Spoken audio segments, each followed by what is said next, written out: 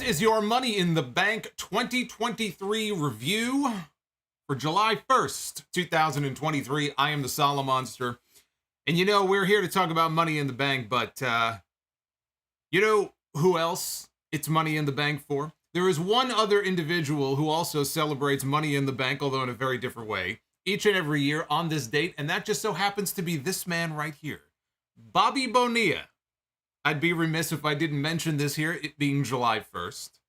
Bobby Bonilla, who got his latest $1 million payout from the New York Mets today. That is number 13.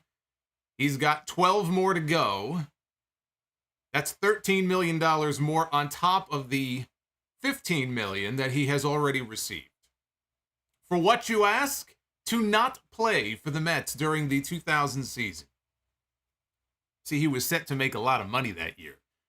So they decided to buy him out. They agreed to defer payment and put the money into an investment account run by somebody by the name of Bernie Madoff. And Bernie Madoff, it turned out, was running not only a Ponzi scheme with everybody's money, the largest Ponzi scheme of all time. If that isn't a Mets thing to do, honestly, I don't know what is. So while you had LA Knight and you had Damian Priest and you had Becky Lynch and you had Bayley and you had Io Sky, all of these people breaking their necks, breaking their backs in these Money in the Bank ladder matches this year, trying to pull down a briefcase, all Bobby Bonilla has to do is go walk out his front door, walk to his mailbox, retrieve the envelope, and walk back into his house. Sit down, have some coffee. Not a bad way to live. Tonight's pay-per-view, if you watch the show tonight, tonight's pay-per-view, or today's pay-per-view, I guess if you live in the UK, it would be tonight, but here, I'm on the East Coast, so it's a little weird. It's not even 7 o'clock yet. But the new sponsor, in case you didn't know, for WWE is Bud Light. And the reason I know this is because they mentioned it after every single match on this show. We were told that Bud Light, this is sponsored by Bud Light. This replay is brought to you by Bud Light. Looks like Bud Light really is hurting. Bud Light tried to claw back some of the fans, I guess, that they lost. They're going to have to find new customers. Or they're going to try to get the customers back, I guess, that they've lost over these last few months. I hear they're not doing too well these days. You know, if you drank a Bud Light for each time they mentioned Bud Light on this show, you would wake up tomorrow morning in a pool of your own vomit. It was a night of surprises here at Money in the Bank. The biggest surprise of all, I mean, I guess you might say what happened in the main event was a surprise to some people, but the biggest surprise of all, the appearance of John Cena.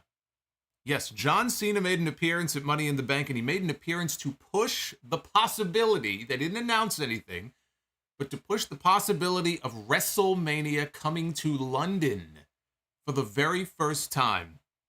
You know, it is absolutely amazing to me how one company goes and runs a show at a major stadium in London, and they put over 65,000 people in the building, with more to come because no matches have been announced.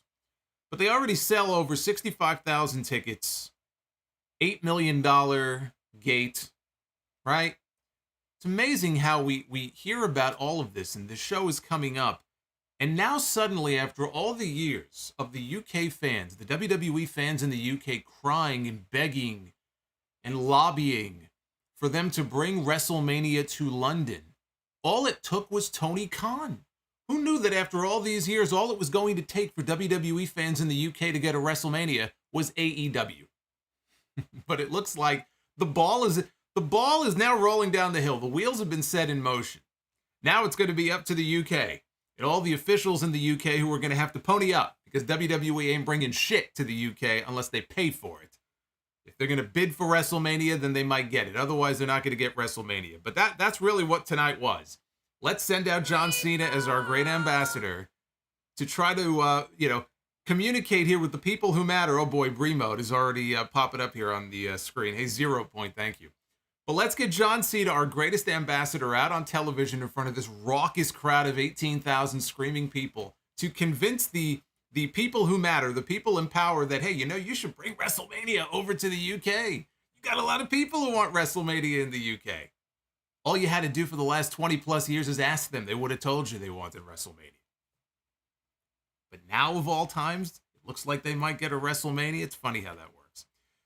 The Bloodline Civil War was the main event of tonight's show. It was Roman Reigns and Solo Sikoa taking on the Usos. And Roman Reigns, of course, has lost his cousins, and he's trying to hold on to what he has left here in the Bloodline. We're building to SummerSlam.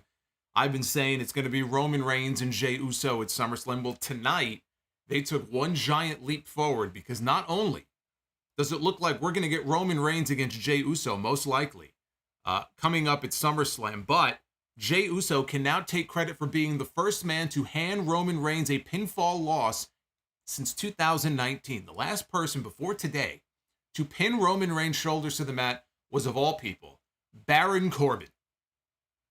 Baron fucking Corbin was the last person to pin Roman Reigns back when he was still the big dog. Okay, that's how far back that goes. Jey Uso pinned Roman Reigns to win the Bloodline Civil War for his team here at Money in the Bank. A Money in the Bank show where 10 years ago in Philadelphia, Roman Reigns and the Usos wrestled each other. It was the Shield against the Usos on the pre-show, on the kickoff show, and they had a hell of a match. So here we are a decade later. We have this great Bloodline story that's going, and Jey Uso pins Roman Reigns in the main event of this show, which now sets the stage for SummerSlam. Now, I have been of the opinion for a while now that Roman Reigns should not be pinned until the day comes that he loses his championship. So whenever they're ready to take the belts off Roman, that should be when he gets pinned. They didn't do that. I understand why, though. I understand why they did what they did. They felt they had to do it. I am of the opinion that it actually makes a Roman Reigns-Jey Uso match outcome a lot more predictable now, based on what they did here tonight. Because now that Roman Reigns has been pinned, I mean, how many people honestly expect him to lose twice? Back-to-back pay-per-view. You think Roman Reigns is going to go in there and get pinned 2 pay-per-views in a row? So if anybody actually bought into the idea that Jey Uso might go to SummerSlam next month and actually win the championship, I think they made that a little less likely, doing the finish the way they did. But again, I understand the mindset. I understand why they did what they did. It still made for a very exciting finish to what overall, I had a lot of fun watching this show. I thought overall this was an excellent show.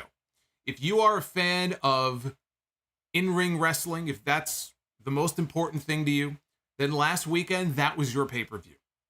Forbidden Door last weekend gave you a lot of great in-ring wrestling, right? Including at least one of the matches of the year. Tonight, it wasn't so much about the in-ring, although there was some very good in-ring, but it was just about the entire presentation. They had a bunch of surprises. They the way they forwarded some of the stories, like what they did with the Bloodline in the main event, and having a hot crowd like they had in the UK, you knew from the day they booked the O2 for this show that crowd was going to go absolutely fucking nuts. Right? They sold the show out. They had over 18,000 people in the building. And they were losing their minds. They were going crazy for everything. They were going crazy for John Cena. They were going crazy for the main event finish. They were going crazy for LA Knight. They were going crazy for everything that you saw. Drew McIntyre, we're going to talk about that too, up and down the card. So this was a really fun show to watch. And WWE, by and large, when you look at the year they've had so far with their PLEs, their pay-per-views, some excellent shows they've had this year. Whether it be Elimination Chamber, whether it be Royal Rumble, whether it be WrestleMania, especially Night 1, Backlash in Puerto Rico, and now Money in the Bank. They're on a roll this year with their pay-per-views. WWE pay-per-views, say what you want about the week-to-week product and the television shows and Raw. For the most part, Raw week-to-week is still a fucking bore. But when it comes to their pay-per-views, they've hit some home runs this year. And I think tonight, this show here was another in a long list of great shows that they've put on so far this year. As far as Money in the Bank is concerned, of course, that's the name of the show. We had 2 Money in the Bank matches tonight, and those are your winners. For those wondering who was going to get the briefcase, especially on the men's side. Who was going to get the briefcase? Damian Priest and Io Sky. 2 fine choices. These are your Money in the Bank winners for 2023. How it happened, my thoughts about what happened, and where we go from here. We're going to get into all that here as this review rolls on, and I am very happy that you are, in fact, joining me here on an early evening, here on Saturday night for your Money in the Bank review. Thank you for choosing me for your Money in the Bank coverage. We still have people filing on in here. And we got a bunch of super chats to get to. So I am going to be reading, periodically pausing too. I will pause them periodically so as to minimize some of the interruptions. But I will be reading all of your super chats if you want to get them in. Because look, it's very difficult today for people to share their thoughts on Twitter because Elon Musk broke Twitter. Elon Musk doesn't know what the fuck he's doing. We got stars galore. You're going to see a show Twitter like never before. The mission is the titles and we will win. But we're all gonna rock WrestleMania 2. That's right. Find a better rapper than that guy right there. I need a rap name. Somebody come up with a rap name for me. But yeah, Twitter is dead, everybody.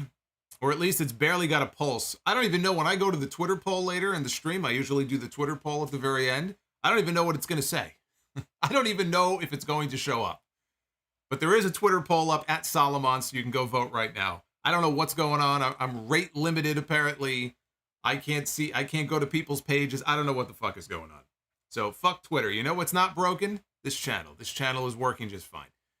Hit the like button, subscribe. 500 likes. We're already almost halfway there. 500 likes is what we need on this video to do our Be the Booker segment later on in the stream. So if you want to do a Money in the Bank edition of Be the Booker, and maybe we'll even do stipulations, maybe, I don't know. Let's get to at least 500. I think we could do even better than that. So hit the thumbs up button. And if you want to become a channel member, there were a bunch of drop-offs because some gifted memberships expired.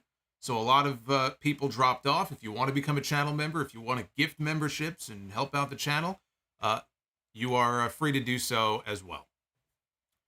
So we began with the men's Money in the Bank ladder match, which I know is a match that a lot of people had very heated opinions on who should go over here in this match, and more importantly, who they did not want to see win this match. It was LA Knight, Logan Paul, Damian Priest, Shinsuke Nakamura, Ricochet, Santos Escobar, and Butch in the men's Money in the Bank match. You know, I heard Lil Uzi Vert's song called Nakamura. This was pointed out to me the other day that Lil Uzi Vert, who apparently is a big wrestling fan, I don't know if you would call it a cover, but he used Shinsuke Nakamura's song kind of as a backdrop for his own rap song. And I listened to it with the Rising Sun theme that he used in the background. And it's pretty good. It's pretty good. So, surprised he didn't sing him out to the ring here in London. Santos Escobar came out wearing Aztec tribal war paint, we were told, by Wade Barrett. Yeah, there's 0 Point again. Became a Sound Off superstar. 0 Point, thank you very much. Thank you for being a channel member. Appreciate it. Sample, that's the word I was looking for, not a cover. He sampled Nakamura's theme song. I thought it actually sounds pretty good. If you haven't heard it, it's up on YouTube. You can go listen to it. Monster Pop. Anybody knows anything about Monster, it's me. Monster Pop for LA Knight. Not surprising. If you saw SmackDown last night, came out last night too, also got a Monster Pop. They loved LA Knight here in London. Logan Paul came out to the opposite reaction. He came out to thunderous boos. Probably all the people he still has yet to pay back in his little cryptocurrency scam. That was a whole controversy about 6 months ago. Remember, then he issued an apology and said he was going to pay everybody back. 6 months later, he hasn't done shit. So maybe some of those crypto people who got burned were in the crowd booing him. I don't know. But all 6 of the other participants, they ganged up on Logan to start the match. And that really was the story of the match. Logan Paul was the most hated man in Money in the Bank. Not only among all the people in the audience, but also among the 6 other men in the ring with him. Butch, at one point, grabbed a cricket bat, which Michael Cole had no idea what it was, and Wade Barrett had to school him. But he pulled out a cricket bat from under the ring. He started whacking people with it. Logan then forged a partnership. Damian Priest came after him on the outside, and Logan said, whoa, whoa, whoa, whoa. How about you and I work together, all right? There were 2 tables outside. He goes, look, you set one table up, I'll set the other one up. And so Damian Priest and Logan Paul, for all of maybe 20 seconds, they worked together, and they set 2 tables up side by side outside the ring. Sting was already ready to book his flight to London so that he could go through them. So then Damian Priest turned on Logan Paul. Ricochet did this insane-looking dive through a ladder that was set up in the ring. He went through the ladder and out over the top rope, took 2 people out on the floor. That's Ricochet doing Ricochet things. There was a ladder bridge outside with the ladder. It was propped up across from the ring, and also the ring steps, which were turned over on their side, so they were tall. So there was a ladder bridge outside. Priest got laid across the ladder bridge, and Logan Paul was on the... yeah, Michael Cole called it, yeah. The cricket bat, he goes, it's some kind of club. Wade Barrett sounded like he was absolutely appalled by this. Yes, it's some sort of club that he has. Even I knew that it was a cricket bat. So Damian Priest is laid out across this ladder bridge outside. Logan Paul is on the apron, and Logan Paul does a running frog splash from the apron onto Damian Priest. The ladder did not break. Then in the ring, there was another ladder bridge. We had a lot of ladder bridges in the men's and the women's matches on the show tonight. There was another ladder bridge in the ring. Butch had Santos Escobar in a chokehold, basically, like a sleeper hold. Because Escobar was climbing and he was trying to reach for the briefcase, Butch got on his back and he started to choke him out. So then they slowly climbed down the ladder. Very gently, they laid down on the ladder bridge. So he's still got Escobar in this choke, and they're both laid out across the bridge. When all of a sudden, here comes Ricochet out of nowhere. Ricochet springboards off the ropes with a springboard 450 splash across both Butch and Escobar. And again, as before with Priest, the ladder did not break. Which actually makes it look even worse for the person taking it. It's kind of like trying to put somebody through the announce table, and the announce table doesn't break. It actually looks more devastating to the person taking the brunt of the impact. Now, later on the outside, while everybody else they were all bunched up, brawling down below, Butch climbed a tall ladder. He moonsaulted off the ladder, wiped everybody out on the floor.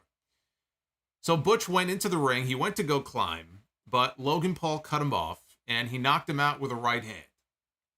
Remember, that was the story they were selling with Logan's last match against Seth Rollins at WrestleMania. That if he connects with the right hand, he'll knock his opponent out. So he knocks out Butch. Ricochet comes in, tried to fight him off, but he also ate a right hand. Down goes Ricochet. Then it was Escobar's turn. He actually knocked Logan out of the ring, and he had the ring all to himself until Shinsuke Nakamura came back in. Both men were climbing the ladder, reaching up for the briefcase. LA Knight comes in with another ladder, and again, the crowd's getting all amped up because they love LA Knight. The crowd was ready. They were ready to blow the roof off the O2 Arena if LA Knight won this briefcase here in this match. He comes in with another ladder. He sets it up. He starts to climb. Escobar, from the other ladder, hits a Hurricane Rana. He takes LA Knight all the way down to the mat. Now, Nakamura was left all by himself on the ladder. Escobar, though, climbs again. Ricochet and Logan Paul, at the same time, they each do a springboard onto each ladder. So now they're on the ladders as well. LA Knight, he pulls one ladder down, which sends Nakamura and Escobar crashing down. And then he pushes the other ladder, slowly pushes the other ladder over, the one that had Ricochet and Logan Paul on it.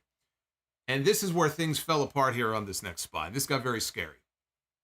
And it's not LA Knight's fault. It's just the way Ricochet and Logan landed. So the idea, just in watching what they were trying to do and how they tried to correct themselves, what they were trying to do here, now you knew they were going to do something crazy, these two, because they had that big springboard spot where they springboarded at the same time and they collided in midair in the Royal Rumble match back in January.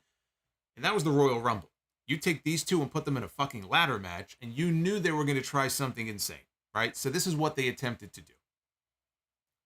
The spot was supposed to be them landing on the top rope, right? Balancing themselves on the top rope. Ricochet would then grab Logan Paul and hit a Spanish fly off the top rope through those two tables that Logan and Damian Priest had set up on the outside earlier in the match, right? Which sounds nice in theory. So that was what the spot was supposed to be. This did not go smoothly. First of all, Logan didn't even land on the rope. He very gently landed on his feet in the ring. So then he climbed up on the ropes and he's trying to fix things and get himself in proper position and steady himself on the ropes. And both of them were very shaky. And I'm watching this as they're trying to balance themselves on these ropes.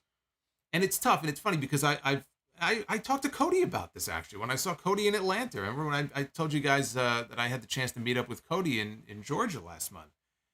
And we were actually having a conversation, or in May, I should say, we were having this conversation about, the best rings to perform in and work in, and the differences in the ring ropes and everything. There are a lot of wrestlers who prefer the ring ropes that have cable because they're a lot stiffer. And I would imagine that, especially if you're a smaller person, you're doing a lot of springboard type stuff, I would have to imagine it's a lot easier to do stuff like that off ropes made out of cable. Well, WWE doesn't use cable. WWE uses actual rope. And it's just tough when I watch these guys and you can see how shaky they are and they're trying to balance themselves. And I'm like, look, just in my head, I'm watching this and I'm thinking, just calm down.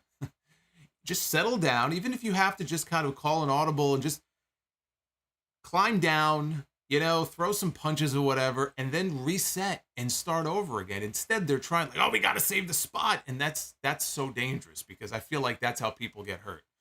So I'm watching this and I'm holding my breath because this easily could have ended in disaster. And in a way, at least for Logan Paul, it kind of did, although it could have been a lot worse. So they did the spot anyway. So they finally get themselves in position here. And he does the Spanish fly, but Logan Paul doesn't get the perfect rotation when he gets taken over. So they fly out of the ring, right? And they crash through one of the tables, not the other one. It's like what we saw the other night on Dynamite, where Sting put Sammy Guevara through the one table and basically, I don't know if he hit his mouth on Sammy's knee or if he hit his mouth on the second table. All I know is at the end of that spot, the second table was standing there basically going, I am the fucking table. So they broke one table. Logan looked like he landed on his head. On the replay, he put his shoulder through the table. This could have gone very badly. This could have gone very, very badly. As it was, he came up, his trap or his shoulder was all sliced up and bloody. We didn't see Logan Paul again for the rest of the match. I didn't know if we were going to see him at all, ever again, because the referees rushed over to check on him and make sure he was okay.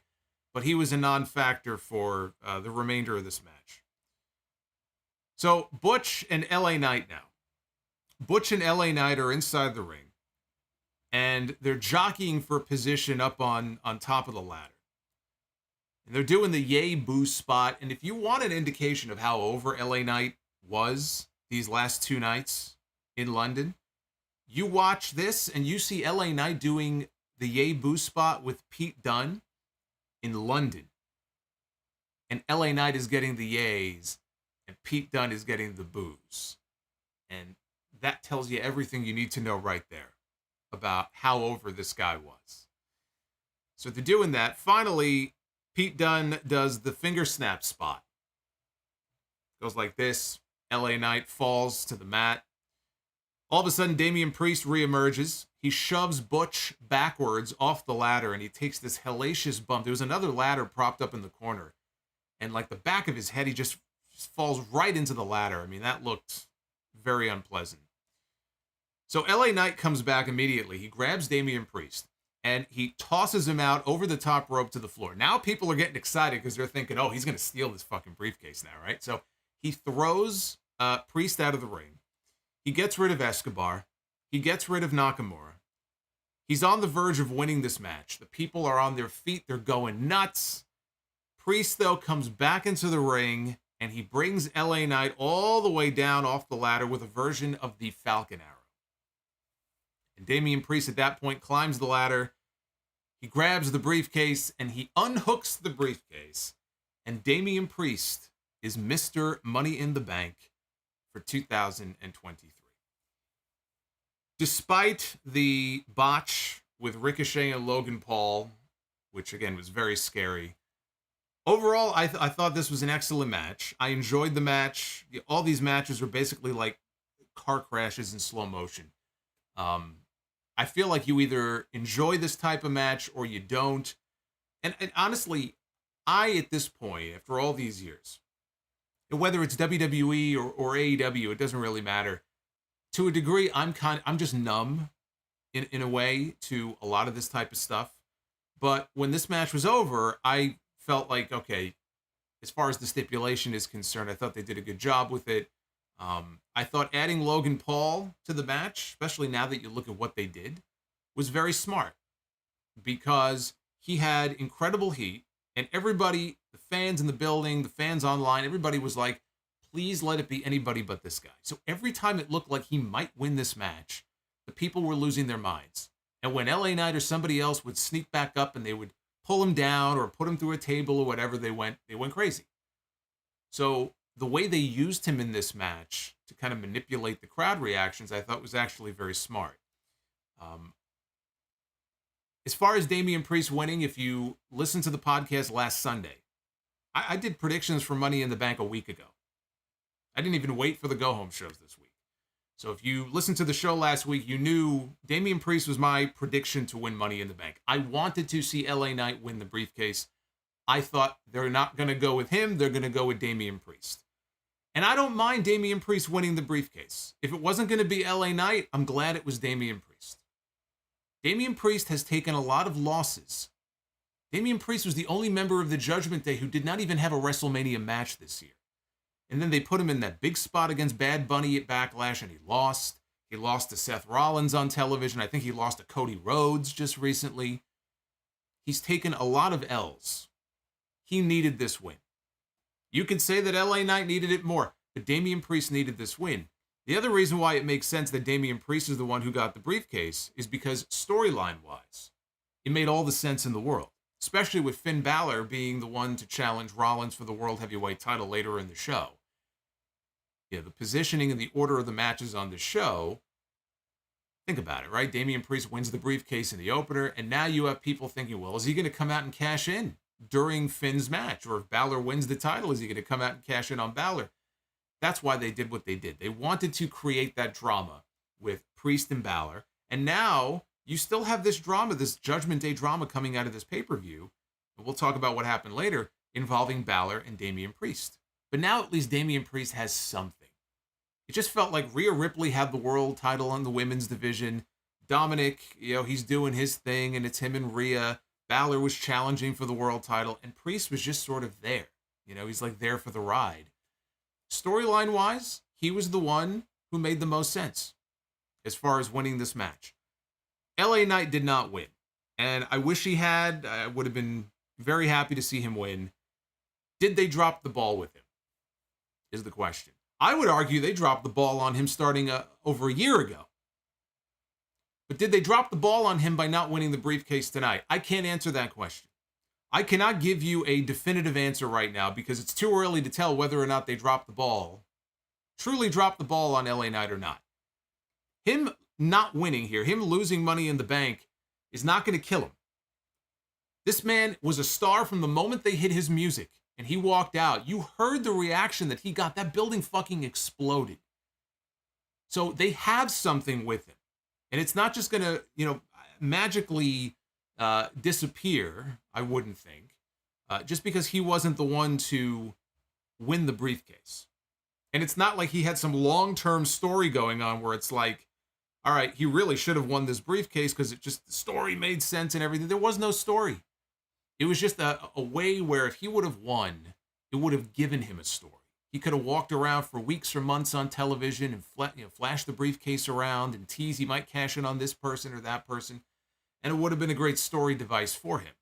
But it is not the end of LA Knight. From the looks of SmackDown last night, if you watched the show last night, and they had Austin Theory beating Ridge Holland, and then what happened at the end of that match when Sheamus came out to make the save, it's clear that what they're building towards, probably for SummerSlam, is going to be Sheamus challenging Austin Theory for the United States Championship. That, to me, appears to be the direction. It should not be Sheamus or anyone else taking the U.S. title from Austin Theory. The person who should take the U.S. title from Austin Theory is LA Knight. So I'm not going to sit here and bellyache about the fact that he didn't win the briefcase. Guess what? He didn't win the briefcase. It's over. Now what? Is there a second backup plan for LA Knight? Yes. It is the United States Championship. Because Austin Theory has done fuck all with that title. They have booked him into oblivion since beating John Cena at WrestleMania. They wasted a John Cena match at WrestleMania on a guy that clearly they had no intention of pushing coming out of the show. It is unbelievable how little they have done with him in the follow-up to that WrestleMania match. So you know what? It's about time they do something with the U.S. title. Guess who is over? Austin Theory's not over. LA Knight is over. So if it were me, I'd be building to Knight in Theory and put the U.S. title on LA Knight and let him have a run as the United States champion. Doesn't look like that's what they're going to do, but that's what they should do. They were never going to put the world title on LA Knight, at least not anytime in the near future. So again, him winning the briefcase, he might cash in on Roman or Seth. He wasn't going to. He wasn't going to win the world title. And frankly, I don't see him winning the Royal Rumble either. I already got some messages from people asking me, well, do you think maybe he'll win the Royal Rumble? He's not going to win the Royal Rumble. People are going to start talking that into their heads. I would be stunned if he won the Royal Rumble. That's not going to happen. But let's not measure the man's success right now, whether or not he wins the world title. Not everybody is going to win the world title or win the world title right away. I'm not going to measure his success or lack thereof because he's not the world heavyweight champion. The fact that this man is even allowed to be LA Knight right now is a victory unto itself. Need I remind you of where we were 1 year ago? 1 year ago, this man was a fucking manager. He was managing a couple of male models on television. Vince McMahon saw him and said, he's 40. I don't see anything in him. I don't see him as a top guy. I'm going to make him a manager. He seems like he can talk. We'll use him to get other people over. That was his impression of LA Knight. That's how they were using LA Knight a year ago. His career was dead in the water until the old geezer stepped aside and went on vacation for 6 months, and that gave him the opening.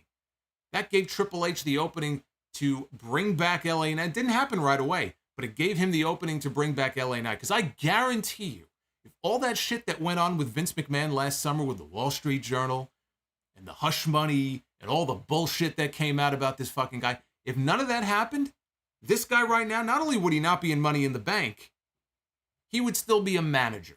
He would not even be wrestling. So, victories, little victories here and there. The fact that he was even in that match tonight as LA Knight and getting the reaction he did is a victory all by itself. So I would not write this man off just because he didn't win this one Money in the Bank match.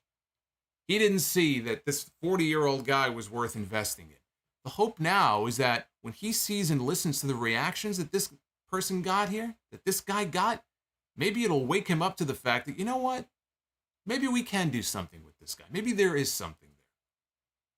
And then maybe there's a chance that they'll actually give him the ball and let him run and see how far he can run with. That's how I look at it. So I think he'll be fine. I can't sit here and guarantee you that, again, they're going to do with him what they should, because we've been burned many times before when we put our faith in WWE and Vince McMahon to do the right thing, or when something gets hot, to strike when the iron's hot, right? They've dropped the ball plenty of times before. You have every right to be skeptical. But LA Knight is not dead. He's not buried just because he lost this match. And Damian Priest was a fine choice. So let's not go too crazy here with the outcome of this match. We had Ronda Rousey and Shayna Baszler defending the women's tag team titles, the unified women's tag team titles, against Liv Morgan and Raquel Rodriguez, the former champions. Liv Morgan was out there, dressed up as one of the Spice Girls. I don't know which one. Are the Spice Girls still a thing? I didn't think they were together anymore. Spice Girls were a big thing when I was in middle school. And I know they reunited, I think, after a while. I don't know if they're still a thing or not. I don't know. I have no idea. All I can tell you is that I was a Sporty Spice guy myself. I was always a big fan of Sporty Spice. Scary Spice was good too, but I was always a Sporty Spice guy. So Raquel and Liv, they had the advantage until Baszler yanked Morgan off the top rope and she targeted her previously injured shoulder. Rousey applied an ankle lock, but Morgan fought out of it, hit a code breaker, and got the tag to Raquel. Wow, we have a lot of Baby Spice fans here? Really? Yeah. Surprised. All right. All right. And a lot of Baby Spice fans. Yeah, Ginger was all right. So Baszler put Morgan in an armbar at the same time that Rousey applied an ankle lock. Raquel broke it up. Liv couldn't make a tag, though, because Rousey had wiped out Raquel. So Baszler gave Morgan a German suplex and applied the Karafuda clutch. Liv slipped out, and Rousey tagged in. And at this point, now, up to this point, a very mid-match, right? Nothing to sing home about. I was kind of bored. But then all of a sudden, what woke me up is out of nowhere, as Ronda Rousey is in the ring and she's kind of stalking her opponent, she gets clubbed from behind by her tag team partner. Shayna Baszler attacks Ronda Rousey from behind. That got the crowd's attention. They all rose to their feet. Got my attention. Liv Morgan had a look on her face in the ring like she was shocked. She couldn't believe what she was seeing. She got a big babyface reaction, did Shayna, for doing so.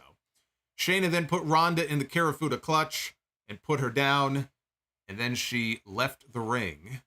Liv, at this point, I think she may have tagged out to Raquel. Raquel came in. She gave Ronda a Tejana bomb. Then Morgan got back into the ring. She hit Oblivion, and she pinned Ronda Rousey to regain the women's tag team titles for her team.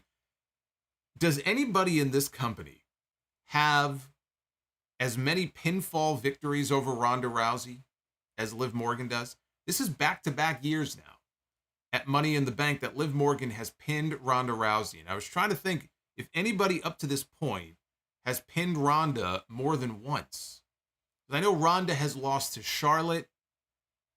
I'm actually struggling to try to remember if she lost to anybody else. I'm sure she must have. But I know Liv has 2 pinfall wins over her. That might be a record. I don't know.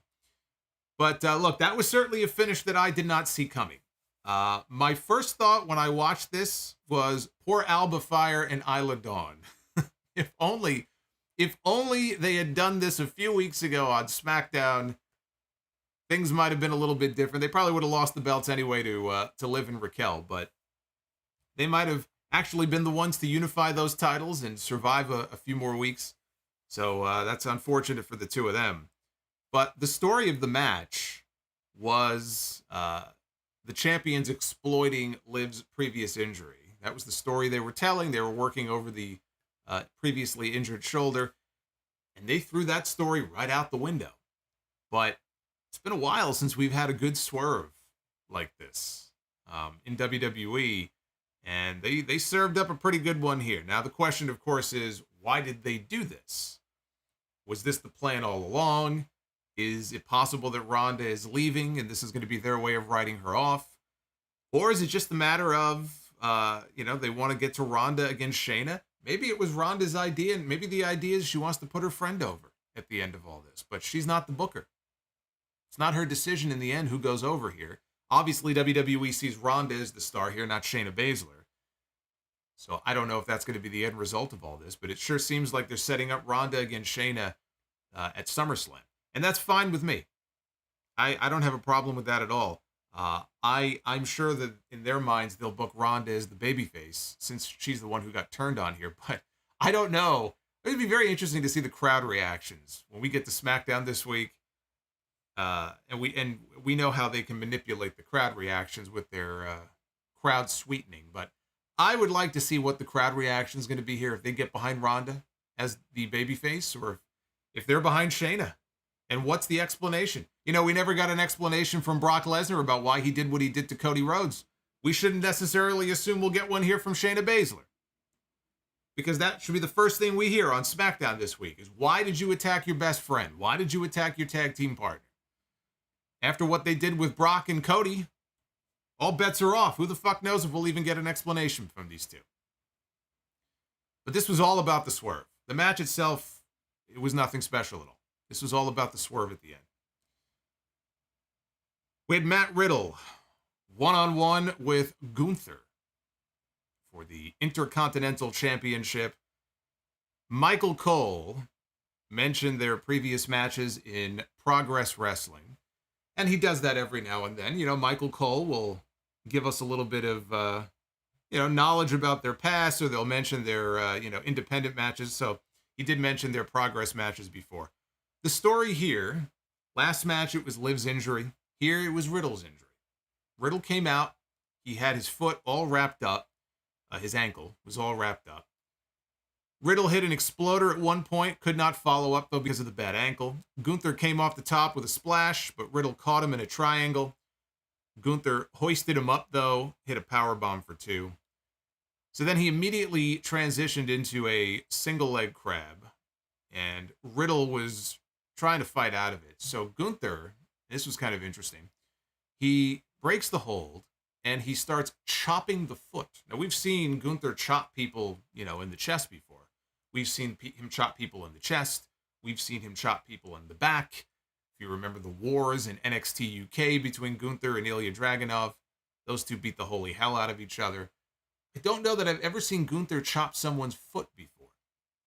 But that's what he started doing. He started chopping the foot, chopping the bad ankle. And then he applied a heel hook, and instantly Riddle tapped out. And Gunther retains the Intercontinental title. They had an okay match.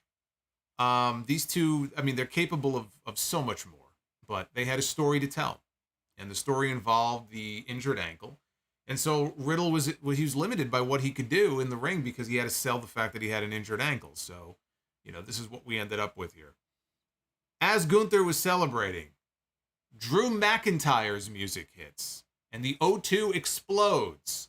As he makes his way down to the ring, Michael Cole on commentary says, the rumors of Drew McIntyre's demise in WWE are not true. Drew's return was never in doubt. His contract is not up until early next year. So unless he wanted WWE to tack on another 6 months to his contract, the longer he stayed out, he was always going to come back. So him actually being back on television was never in doubt.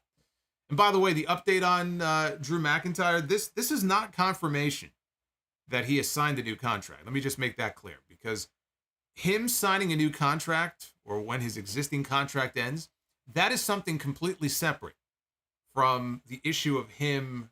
The story was that he wanted his creative to be to his satisfaction, or he wanted to know the company had a creative plan laid out for him. Evidently they do. This has nothing to do, though, I would think, with whether or not he has signed a new contract. There's still time. Again, his deal is not up until early next year. I don't know if that's January. I don't know if that's March. So we're probably still going to get stories about him and WWE having to negotiate a new deal. I don't think one has anything to do with the other. So they went nose to nose in the ring, and Gunther shoved McIntyre, and McIntyre came back with a headbutt, and then he wiped him out with a Claymore kick. And then he posed with the Intercontinental Championship. These fans in the UK were very, very happy to see Drew McIntyre back. It feels to me like Gunther's days as the champion are numbered, because there hasn't been anybody up to this point. Actually, I shouldn't say that, because I was holding out hope that Sheamus at WrestleMania would be the one. And then it didn't happen. But here it really does feel like this is going to be the end.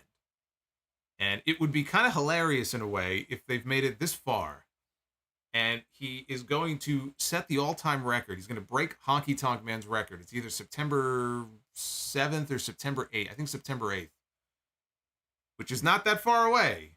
If he goes to SummerSlam and loses a month before he breaks the record, that would be kind of funny. That would be kind of funny, and I could totally see WWE doing that, by the way. In fact, if I had to predict right now, I would say that the odds are Drew McIntyre is going to beat him at SummerSlam and is going to win the Intercontinental Championship. And I'm not worried about Gunther. He's going to be fine. It's the amazing Gunther. Nor am I worried about Jerry Gunther. Look who popped up here. Gunther, the magnificent. All hail Gunther. And Zachariah, you could not have timed that any better. It's almost like it knew. When I talk about Gunther, it's almost like it knew. Hey, Zachariah, thank you for the $50 Gunther bomb. You know the 50, it belongs to Gunther. It belongs to him. Zachariah, thank you. I'm going to be reading your message and everybody else's messages later on. I want to hear from you guys. What did you think of this Money in the Bank show? How fitting is that? So, yes, the record is in jeopardy at SummerSlam. Because here's the thing. If they go to SummerSlam, Gunther could beat him in the first match, right? I mean, technically they wrestled at WrestleMania, but this would be their first singles match. Gunther could win the first match, but the next pay-per-view is Payback. Payback is Memorial Day weekend, which is still 5 or 6 days, I think, before the record would be broken. So even if you say, well, they could do it at the next pay-per-view, yeah, but he would still fall short of the record. And maybe they'll do that. Maybe they'll play up the record and they'll say, oh, all Gunther needs is another few days or another few weeks, and then he loses. It feels to me like he's about to drop that Intercontinental Championship. The one thing I can tell you, though, Drew and Gunther one-on-one is going to be fucking great. So I'm very much looking forward to that match. It's going to be awesome. And Gunther, what I was going to say, he's going to be just fine. He's going to be just fine. He is one of the favorites right now, if you ask me, to win the Royal Rumble next year. I think Cody is in the conversation to win back-to-back Rumbles, but Gunther is also right up there with him. And Gunther is the one who I see beating Seth Rollins at WrestleMania. I've said that before. I think he wins the World Heavyweight title at WrestleMania. So only bigger and better things for him when he drops that belt. It's just a matter of this record. I mean, months ago, when I thought Sheamus should win, I said, I don't give a shit about the record. It's like it's all that Honky Tonk Man has, right? Longest reigning Intercontinental Champion of all time. Let the man have his record. To me, it didn't matter. But it's funny, now we're so close. Now would be the time they take it off. Speaking of Cody Rhodes, he was up next. It was Cody Rhodes one-on-one against the world's most dangerous man, Dominik Mysterio, out with the women's world champion, Rhea Ripley. It would be kind of funny if Honky Tonk comes out at SummerSlam at Ford Field, bashes Drew McIntyre over the head with a guitar. Actually, I would love that finish if that happened. That would be fucking great. The old veteran who absolutely is going to do everything in his power to make sure that his record is actually, what am I saying? I'm not Drew. The fuck am I saying? Gunther. Gunther. I don't even know what I'm saying. I'm all confused now. If he would come out and hit Gunther behind the referee's back and knock him out with the guitar to try to help Drew win the title so his record could be preserved. That's what I'm talking about. And maybe he's not successful initially, but for the entire month or whatever leading up to it, he's doing everything in his power to try to cost this man the championship because that record is so important to him. That would be kind of a perversely entertaining story if they did that. Are we getting a Collision review? Yeah, sure, you'll get one on the podcast tomorrow. That's why we have a Sunday podcast. Because when I'm busy doing other things, I can save the Collision review for the show tomorrow. Am I doing a Collision review tonight live? Is what your question is? The answer is no. Collision goes on in 15 minutes. We're not going to be done in 15 minutes. So the taped show from Thursday, I will talk about that on the podcast tomorrow. So I got you covered on there. So Dominik smacked Cody at the beginning of this match here. And Cody ripped off his supposedly titanium cast, ripped it right off of his arm. And Dominik's demeanor changed instantly when he saw that. He bailed out of the ring. He tried running down the long aisle. It was very similar to the arena setup they had in Puerto Rico. I like the arena setup, by the way. It's the aisleway that comes out, and then it kind of goes this way. But they had these long screens in the O2 that were up, so when people were coming down the aisle, off in the distance, you had this, I don't know if it was one giant screen or two. I like the setup, though, for this show. I thought the setup was really cool. So he bailed out of the ring. Cody chases after him down the aisle, brings him back to the ring. Michael Cole said that he heard from medical officials. This is after Cody ripped off his cast. He goes, oh, yeah, I heard from medical officials that Cody's broken arm was basically healed. So how about that? It healed pretty quick. Good for him. Good for Cody. I'm happy for him. Happy for him. His broken arm healed quickly. With the referee distracted, Rhea got involved, helped swing the momentum in Dom's favor. Dominik tried the Three Amigos. Cody, though, countered out of it, hit a disaster kick for 2. Cody went for a dive. Ripley, though, got in his way, and that distraction allowed Dominik to set up for a 619. Cody, though, caught his legs when he came swinging in, and he hit a spinning Alabama slam. Cody Cutter connected, and he hit the Crossroads. 1 Crossroads is all that it took for Cody to get the pin, and he defeats Dominik. I mean, it would have been ridiculous for Dominik to kick out of anybody's finisher. So really, I mean, how many fucking, how many Crossroads do you expect it would take to beat Dominik Mysterio, right? It shouldn't take more than 1. But the entire time, I'm waiting for Brock. And even when the match was over and they kind of kept the camera lingering on Cody and he was posing for the fans and he dropped down to his knees and he kissed the mat, I'm like, where's Brock? I'm waiting for it. I'm waiting for Brock. No Brock Lesnar. No Brock Lesnar. That was, to me, as much of a surprise as any of the actual surprises on the show. I fully expected that we were going to get a Brock Lesnar appearance. Either costing Cody the match, or when the match was over, they were going to hit his music and he was going to come out. But I guess with all the surprises they gave us tonight, I guess they want to save something for television this week. So I would expect Brock to show up on Raw Monday night. Where'd they say Raw was? I think Raw's in Baltimore. Yeah, maybe Brock just didn't want to go international this weekend. Brock did not want to make the trip to London. He's got no problem flying to Saudi Arabia because, hey, you know. But I think he'll be in Baltimore on Monday, if I had to venture a guess. As far as the match itself, very basic match. This was a television match. Nothing special. Cody wins. You know, as he should have, but again, if they wanted Brock to interfere in the match and cost Cody the match, I think that still could have worked because now Dominik gets to run around crowing about how I'm the man who pinned Cody Rhodes. I'm the man who pinned Cody Rhodes. And it would have been, you know, probably a good thing for his character. But for being honest, Cody should not be losing to Dominik. It's bad enough that Cody didn't get the big win at WrestleMania. He probably should not be losing to fucking Dominik Mysterio right now. So then we got a surprise. While waiting for the next match, we heard John Cena's theme music. And out comes John Cena to a monstrous reaction from the crowd, of course, in London, who was not expecting him to be there. He came out. By the way, I saw that video that was floating around on social media this week. It was John Cena. He was out in public. He was at a restaurant. And I don't think he was with his wife. I think he was with a friend.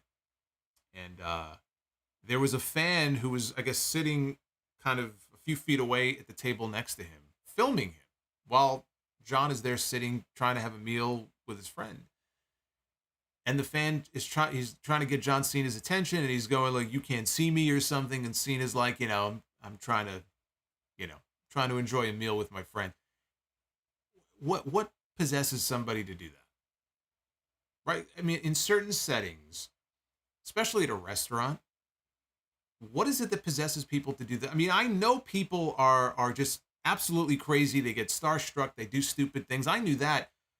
I mean, go Google search the photos of Randy Orton in the bathroom trying to wash his hands. There's one ridiculous photo. Randy has this stupid look on his face because he's looking in the mirror, and behind him is this fucking kid taking a picture of him as he's trying to wash his hands, probably after he took a fucking piss. Like, what possesses people to do this? And John Cena handled the situation a lot better and a lot nicer than a lot of people probably would have. Because he's usually very accommodating to fans. You don't hear stories about John Cena being a dick to people in public and turning down autographs or photos or anything like that. And Jeff Hardy. You know, Jeff Hardy recently coming out of the airport being swarmed by this one fucking moron with, oh, sign this and sign this and sign this and sign this. Get a fucking job. I mean, really, what possesses people to do this sort of thing? It's ridiculous. Anyway, here was Cena, fresh off of his meal. He got in the ring. He said that this is the first premium live event in London in over 20 years. And he asked himself, you know, what the hell took them so long? Took WWE so long to spend time with all of you fans. He goes, it's not my choice, though. It's the decision makers who aren't sure how to take the UK fans. And they think that maybe the UK fans might take over the show. And then Cena started screaming and saying, "You are the show." He goes, "So why am I here?" He said that he's here on behalf of us. He's here on behalf of you and me. And the idiot who interrupted him in the restaurant the other day. He said he wants the world to know that we, the fans, are underappreciated. You know, I have to admit, I do feel underappreciated. Not going to lie. I think John is absolutely right about that. I often find myself feeling very underappreciated. He goes, he's here because we all know how big he is on respect, and all of us have earned his respect. And the fans chanted, "Thank you, Cena." Well, I know I earned John Cena's respect because about a month ago, John Cena started following me on Twitter out of nowhere. So evidently, I earned John Cena's respect. So Cena's okay in my book. Log in one day, I see John Cena and his 10 million followers or whatever are following me. I go, oh, that's interesting. So thank you, John Cena. He said that he's here to try to bring WrestleMania to London.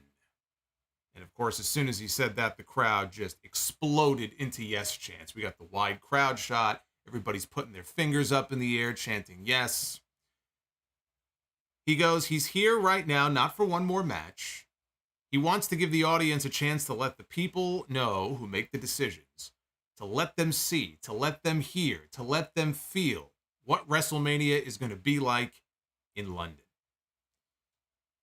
So at this point, Cena is interrupted by Grayson Waller, who came jogging out, looking pretty good for a guy who suffered a broken leg in his last NXT match. He went on Instagram and told us this week the reason why he hasn't wrestled at all yet since he debuted on SmackDown is because I think he broke his fibula, I think he said, in that last match he had with Carmelo Hayes.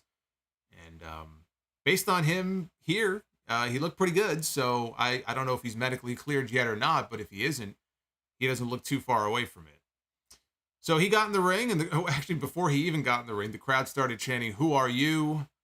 and "Shut the fuck up" when he started speaking. Waller said he was a fan of John's and said that his performance in Scooby-Doo really moved him. Waller said Cena was lying to the fans, though, if he thought WrestleMania was coming to London. He said he hated the weather in London. He wanted WrestleMania to go someplace like Australia. The crowd yelled, "Wanker," and he quickly responded, "Trust me, I don't need to." TMI. Waller noted that things have not been going well for John lately. In his last few matches, he's lost to Austin Theory, he's lost to Roman Reigns, and he lost to The Fiend. You hear that, Bliss fan? He lost to The Fiend. I bet that put a smile on your face. So he offered to save Cena by having him on his show at WrestleMania. WrestleMania Australia, he said. Cena said no. He was about to go leave. Waller stopped him. And Waller said nobody says no to him. Cena wanted to soak in the London crowd a little bit more, but Waller instead nailed him from behind and knocked him down. He started putting the boots to Cena. Waller was posing until Cena came back, got him up on his shoulders, and he dropped him with an attitude adjustment to close out the segment. WrestleMania at Wembley Stadium. Take that, Tony Khan. Take that. Because you know if they come to London, it's going to be a Wembley Stadium. I mean, I'm sure there are other places they could potentially do it, but you know it's going to be. You know that Vince McMahon. People say, oh, Vince McMahon doesn't care about AEW. AEW, you know, it's like a little speck in the water to him. If you're Vince McMahon and you have the ego that he has, right? When you hear about a wrestling company, a national wrestling promotion, going somewhere, especially if it's, you know, somewhere overseas, and they put 60,000 people, 50,000 people, 80,000 people in a stadium, that's what WWE does. They did that over 30 years ago for SummerSlam. They were in Cardiff at Clash at the Castle, right? They had 62,000 people, right? That's what WWE does. Now, all of a sudden, you have this other wrestling company that's barely 4 years old that has so far, without a single match announced, put 66,000 people with an $8 million plus gate into Wembley Stadium. You don't think he takes notice of that? You don't think that he looks at that and says, you know what? We could go to Wembley Stadium and we could outdraw anybody. We can outdraw AEW. They're going to put 70,000 people in the building. Great. We'll put 90,000 people in the building. You did an $8 million gate? Great. We'll go in there and do a 12 or 13 or $14 million gate. We'll charge higher prices and we'll still sell the seats. That's exactly the way that his mind would work when it comes to something like that. He's not going to let somebody else show him up because nobody else can do that. Only WWE can do that. So, believe me, I'm sure that people who think that doesn't have anything to do with this here, you're deluding yourself. You're deluding yourself. Now, London's only going to get the show if they pay for it, because that's how WrestleMania works now.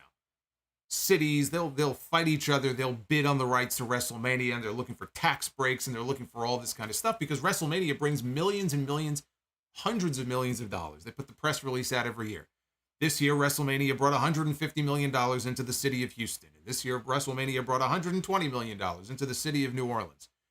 So they're going to want something in return. They're not just going to give WrestleMania to London. That's what this segment was. This was basically like an audition tape. Like, hey, London, all you London officials out there, hey, hi, yeah, over here, see? We can bring this to you. You grease our palms, and we might bring WrestleMania here. That's what this segment, that's what the purpose of this segment was. And look, from a business perspective, WWE would be very stupid not to pay attention to what AEW and other wrestling companies are doing. And if you don't think they're not paying attention to this whole Wembley Stadium thing with AEW, then you are being a fool. They're paying very close attention to that. And if they have the opportunity to show them up and go to London themselves and outdo them and make a big spectacle out of it, then that's exactly what they're going to do. Now, next year, we know WrestleMania is in Philadelphia. But then you have WrestleMania 41, you have WrestleMania 42. There's been rumors about Las Vegas. There's been rumors about Minneapolis for years, and they still haven't brought WrestleMania there. So this does not mean WrestleMania is coming to London in the next year or two, but I don't think that they would do this segment if they weren't sure that WrestleMania within the next 2 or 3 years is not going to come to London. So all you London fans out there that have been waiting for this, unfortunately, all you Vancouver fans... I know there's been a big push for years for WrestleMania to come to Vancouver. That ain't going to happen. But if you're in London, then I think you should look upon this segment very happily, because I don't see how London now doesn't get a WrestleMania in the next few years. So up next, we have the women's Money in the Bank ladder match. And let me just mention here, I want to thank everybody who is joining me here. Nearly 1,800 strong here on a Saturday evening. And thank you for all the likes as well. Keep hitting that thumbs up button. We will be doing Be the Booker a little bit later on. And I'm going to get to your super chats as well. What did you think of the Money in the Bank winners? What did you think of Damian Priest winning Money in the Bank? Or this next person for that matter. Because here we had Bayley, Io Sky, Becky Lynch, Trish Stratus, Zoe Stark, and Zelina Vega. There were rumors, PW Insider, Mike Johnson a few days ago, mentioned that there was a push by some within WWE to have Charlotte Flair replace Zelina Vega in the Women's Money in the Bank match. Now, how that would have happened, I don't know. I assume that had they moved forward with the idea, they would have shot the angle on SmackDown last night. And it was pretty clear when we didn't see anything on SmackDown last night that they probably had abandoned the idea. And then Mike Johnson had a report earlier today saying that all the talk about Charlotte possibly getting into Money in the Bank was basically, it was decided against.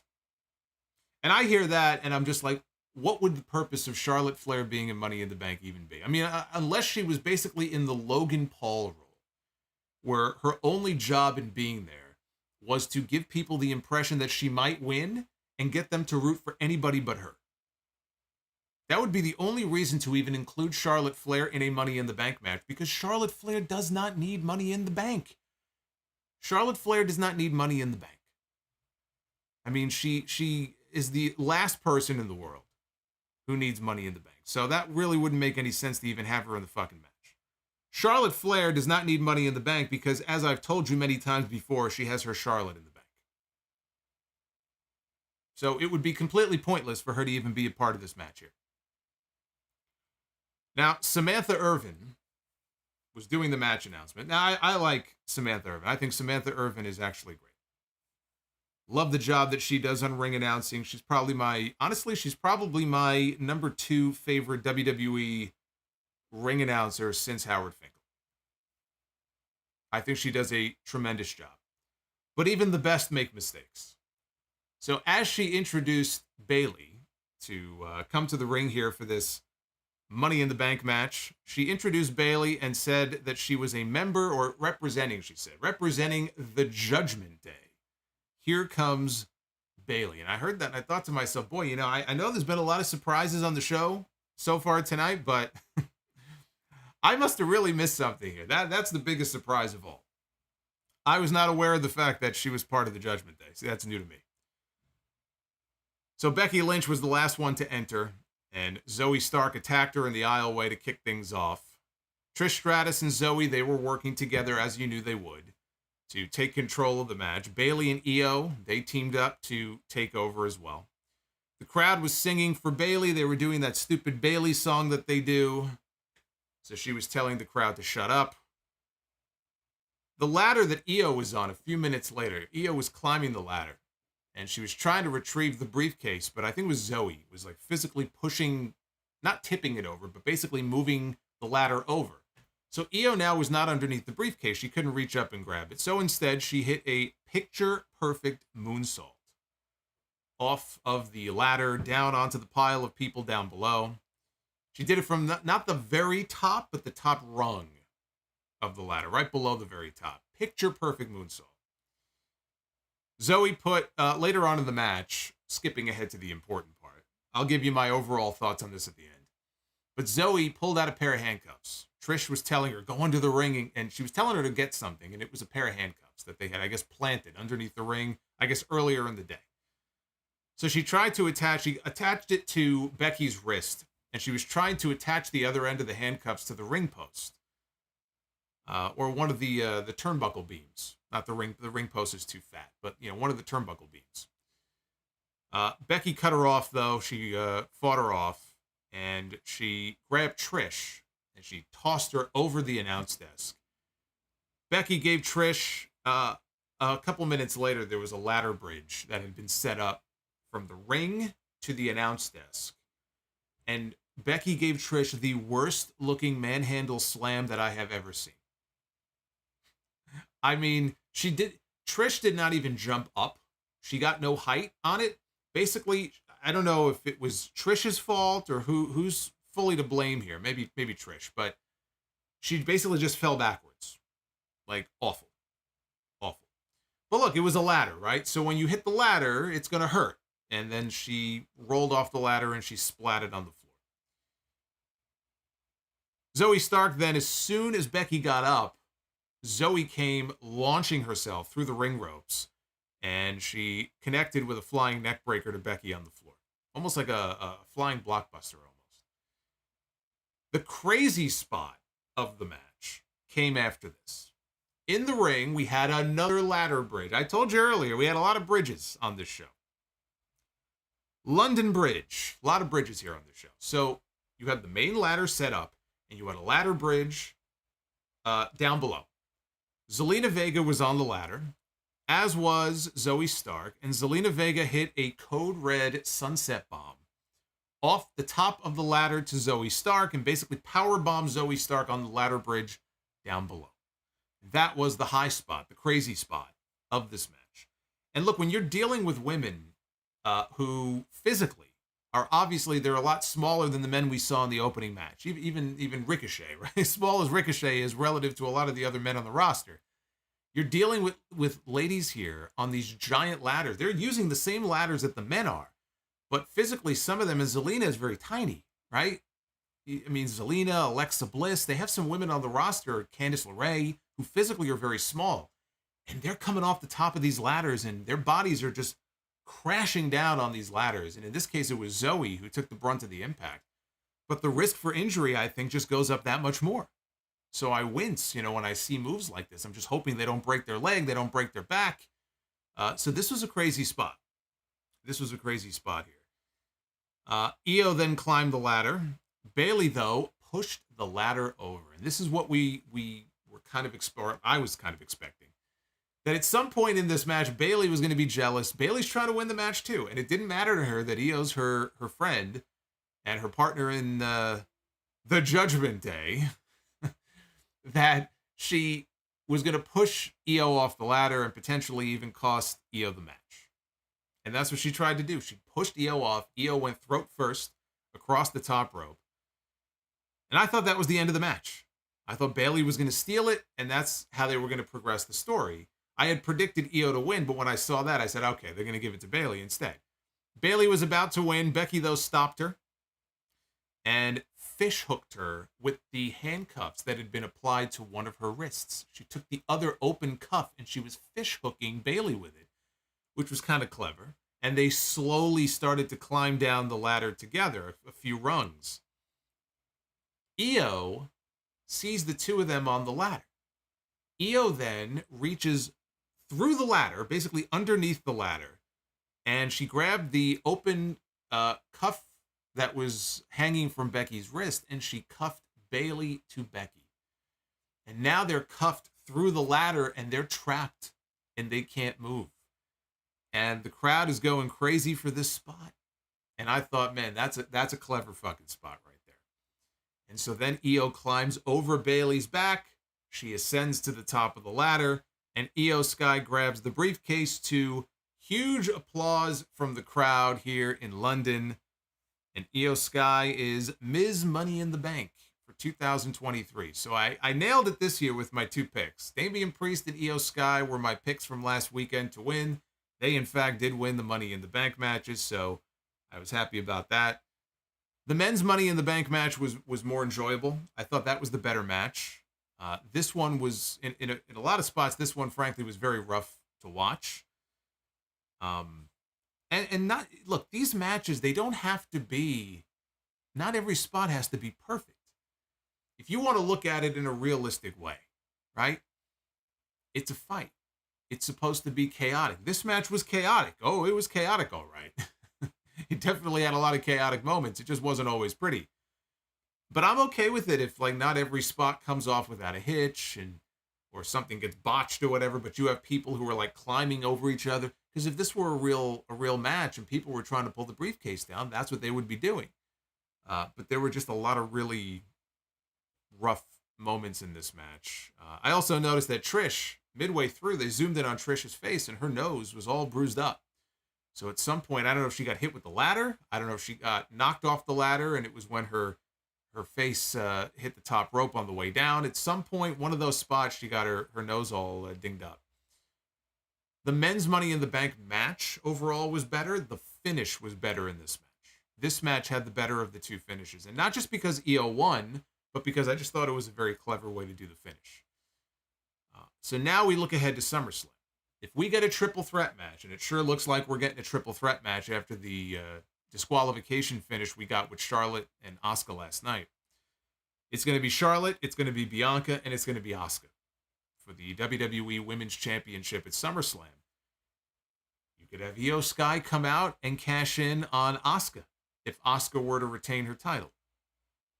Or you can have Charlotte Flair win the women's title because it's all about padding her stats and getting her to 16 as quickly as possible.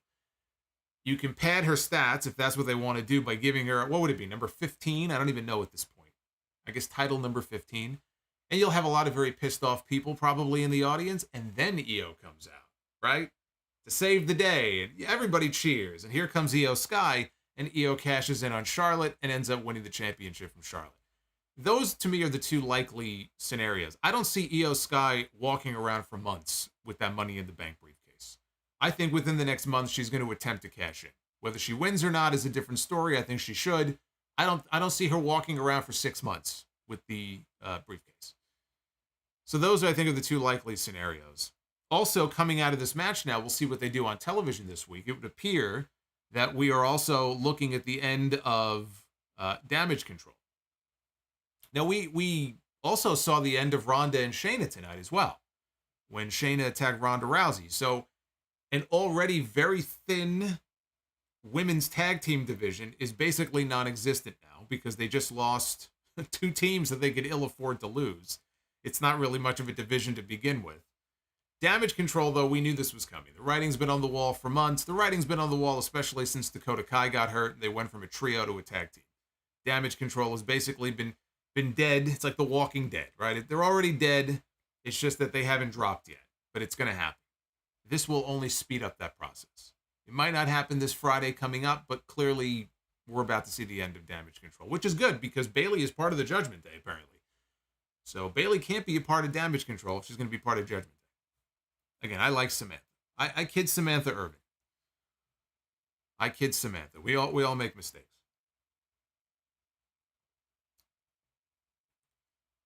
Seth Rollins. One-on-one with Finn Balor for the World Heavyweight Championship. Rollins still had his ribs all taped up as he did last week. And that was the story of the match. It was his injured ribs, Balor making them his target. Michael Cole noted that Balor attacked Rollins again last night at the live event in Newcastle. He attacked him on Raw last Monday, the previous Monday. Or was it this past Monday? I guess it was this past Monday. No, it was the weekend before. I don't even know anymore. These shows all run together. It was the previous Monday, right? Because the next night is when Rollins wrestled Braun Breaker. And he attacked him there as well. So now he attacked him at the live event. Balor's like a bulldog. He's been attacking this guy. I'm surprised he didn't attack him in the fucking parking lot. Balor got his knees up on a frog splash about midway through this. Followed with a shotgun drop kick. Rollins avoided the double stomp off the top. Balor, after that, avoided the curb stomp. They traded strikes until Rollins caught Balor's Pele kick. He caught him, turned it into a pedigree. Couldn't capitalize right away, though. Ended up getting only a 2 count out of it. And at this point in the match, Damian Priest comes strolling out with his Money in the Bank briefcase. This is exactly why. Okay, one of the reasons why he won the briefcase earlier in the night. So he comes out with the briefcase. The crowd is chanting, "Cash it in." All right, so here's our big tease. Rollins was distracted. Balor tried a schoolboy, only got 2. Rollins ends up confronting Priest outside. Priest at this point is over kind of next to the announce desk. And Rollins goes over to kind of eyeball him and confront him. And Priest grabs a chair, opens the chair, he takes a seat. He's going to watch. He's going to watch the match. Balor used that distraction to drop kick Rollins into the barricade over by the timekeeper's area. I mean, he knocked him into that thing. And then he hit the coup de grace off the announce table onto the injured ribs. Hit a second double stomp, this time off the ring steps, again down onto the injured ribs. And so he puts him back in the ring, and Balor is going up top. And as he's on top, I guess Damian Priest stood up. And Balor looked over. He was distracted briefly by Damian Priest, and he looked over at him, and it was almost like he was mouthing, "What are you doing?" Then he turned his attention back to Seth Rollins. He went for the double stomp. Rollins moved, and instead of doing the usual roll through that everybody does when they miss, he didn't do a roll through. He just kind of fell to his knees in perfect position, and Seth Rollins hit the curb stomp and pinned him to retain the title. After the match was over, Balor argued with Priest outside the ring. He was pointing at the briefcase. He was asking him if he was about to cash in, and Balor was very upset. He's very pissed off. These two, they had a good match. You know, I usually don't do star ratings on a scale of, 1 to 5. If I had to go with a star rating, this would be like a 3-star match. You know, these two could certainly do better than 3 stars. I wouldn't rank this really much above 3, maybe 3.5. It was good, but it wasn't anything that you really need to go out of your way to see. Really, the match was more of a backdrop for the Damian Priest stuff. Once Priest came out in the middle of the match, that's what the story of the match was. Watching Priest, what's he going to do? Is he going to cash in? He's distracting Balor now. Like, it was all about the story with Damian Priest. And that's exactly why Priest won Money in the Bank. And what probably leads either to him leaving the Judgment Day or being replaced. You know, we haven't seen J.D. McDonough recently, but they were certainly teasing the idea that J.D. McDonough could have an in with the Judgment Day. Whether or not he replaces Priest, we'll have to wait and see. But clearly this is building to something. Now, the question is Damian Priest going to be a failed cash-in? Who is he going to cash in on? Is he going to cash in on Seth Rollins and win the world title? I don't think so. And I don't think he's cashing in on Balor because I don't see Balor winning the title. Balor lost. Balor could very well get a rematch at SummerSlam. If he does, I don't see him winning there either. So if he's not going to cash in on Rollins, there is still the possibility that he could cash in on Gunther. Now, I think with Drew McIntyre coming back and feuding with Gunther, that he's got a much better shot of being the one to win the IC title. But who's to say that if he does, Damian Priest doesn't cash in and win the Intercontinental title from Drew McIntyre? If McIntyre beats Gunther, right? I mean, so either of those scenarios I could see. Maybe it's SummerSlam. But I don't see him trying to cash in on any of the champions on SmackDown. It would be a Raw title. So it would be either the world title or it would be the IC. And I just have a difficult time, unless he tries to cash in on Seth and fails. And what a waste of a briefcase that would be. I would not count out the possibility of him still cashing in at some point to win the IC title. I think that is still a possibility. Now, Kayla Braxton was up in the skybox. She was there to interview the undisputed tag team champions, Kevin Owens and Sami Zayn, who just so happened to be suddenly up in the skybox. I doubt very seriously they were sitting there for the entire show. Maybe they were. I don't think they were. She goes to interview them. Owens said it was great to be in London. He put over the new women's tag team champions. It was good to see him looking okay. If you did not see SmackDown last night, he and Sami beat Pretty Deadly. And at the very end of the match, after he gave one of the members of Pretty Deadly a stunner, and then Zayn hit the haluva kick to win the match, Owens, he took his boot off. He was grabbing at what looked like his ankle, his foot or his ankle. When they were celebrating in the ring after the match, he was hobbling on one foot. So it looked like it could be a legitimate injury. Either that or he was a master seller. I'm not even sure what he would have been selling, though. So it looked like maybe he did injure himself. There was no mention of there being an injury here. He was sitting down and then he stood up. I mean, look, he could be injured even though he was featured here up in the skybox. But again, there was no mention of any kind of injury. Maybe he sprained his ankle or something. Hopefully not. Hopefully it's much ado about nothing. But Kayla asked Sami about the Bloodline Civil War coming up next, and he said that he's been waiting a long time to see this, and tonight was the night that Roman Reigns got exactly what he had coming to him. And they played Zayn's music, and that was the end of that. Short and to the point. Not much more to say than that. And then the show closed with the Bloodline Civil War. It was Roman Reigns and Solo Sikoa taking on the Usos. Fucking Paul Heyman has to stand there now during the match outside the ring and hold 3 belts. He has to stand outside holding these 3 gigantic championships. This dude looks like he's out there fighting for his life. One thing I also noticed, I also noticed this, and I was going to post something on Twitter asking people about it, but then I realized that people probably can't see any of my fucking tweets, is the WWE title. Apparently, it still has the red Brock Lesnar side plates on it. Now, the Universal title looks fine. It has the Roman Reigns, like the spider logo, so that's fine. But the WWE title, for some reason, it still has the Brock Lesnar side plates on it. Brock Lesnar has not been the WWE champion for like a year and a half. So I'm not sure what that's all. I mean, has it had the Brock plates this entire time and I just didn't notice until now? Because that's insane if that's the case. Why does it still have the Brock Lesnar side plates? I don't understand that. So Solo and Jimmy started the match out together. Solo got the better of Jimmy. Jay caught Solo with a kick, though, to the back of the head from the apron while the referee was looking at Jimmy. And so Jay tagged in, and Solo teased he was ready to go after Jay, and Roman shouted, "No!" He wanted the tag. Solo stopped. He looked back at Roman. Roman put his hand out and said, "Now." And Solo glared at Roman, but he tagged Roman in. And so we got our first Roman Reigns versus Jey Uso action for the first time in 3 years. We saw these two back in the ring in a competitive way. Fans were singing, and I couldn't tell at first what they were singing, but I actually had to rewind the Peacock feed to see if I could pick up on what these people were saying. But they were singing, "If you hate Roman, stand up." I don't know what the genesis of that quote is. I'm sure that's some kind of quote or some kind of chant they have. The thing about the UK, you guys, you have a lot of chance for a lot of really obscure things. So you got to help me out here if I'm wrong, but I'm pretty sure that's what they were saying. If you hate Roman, stand up.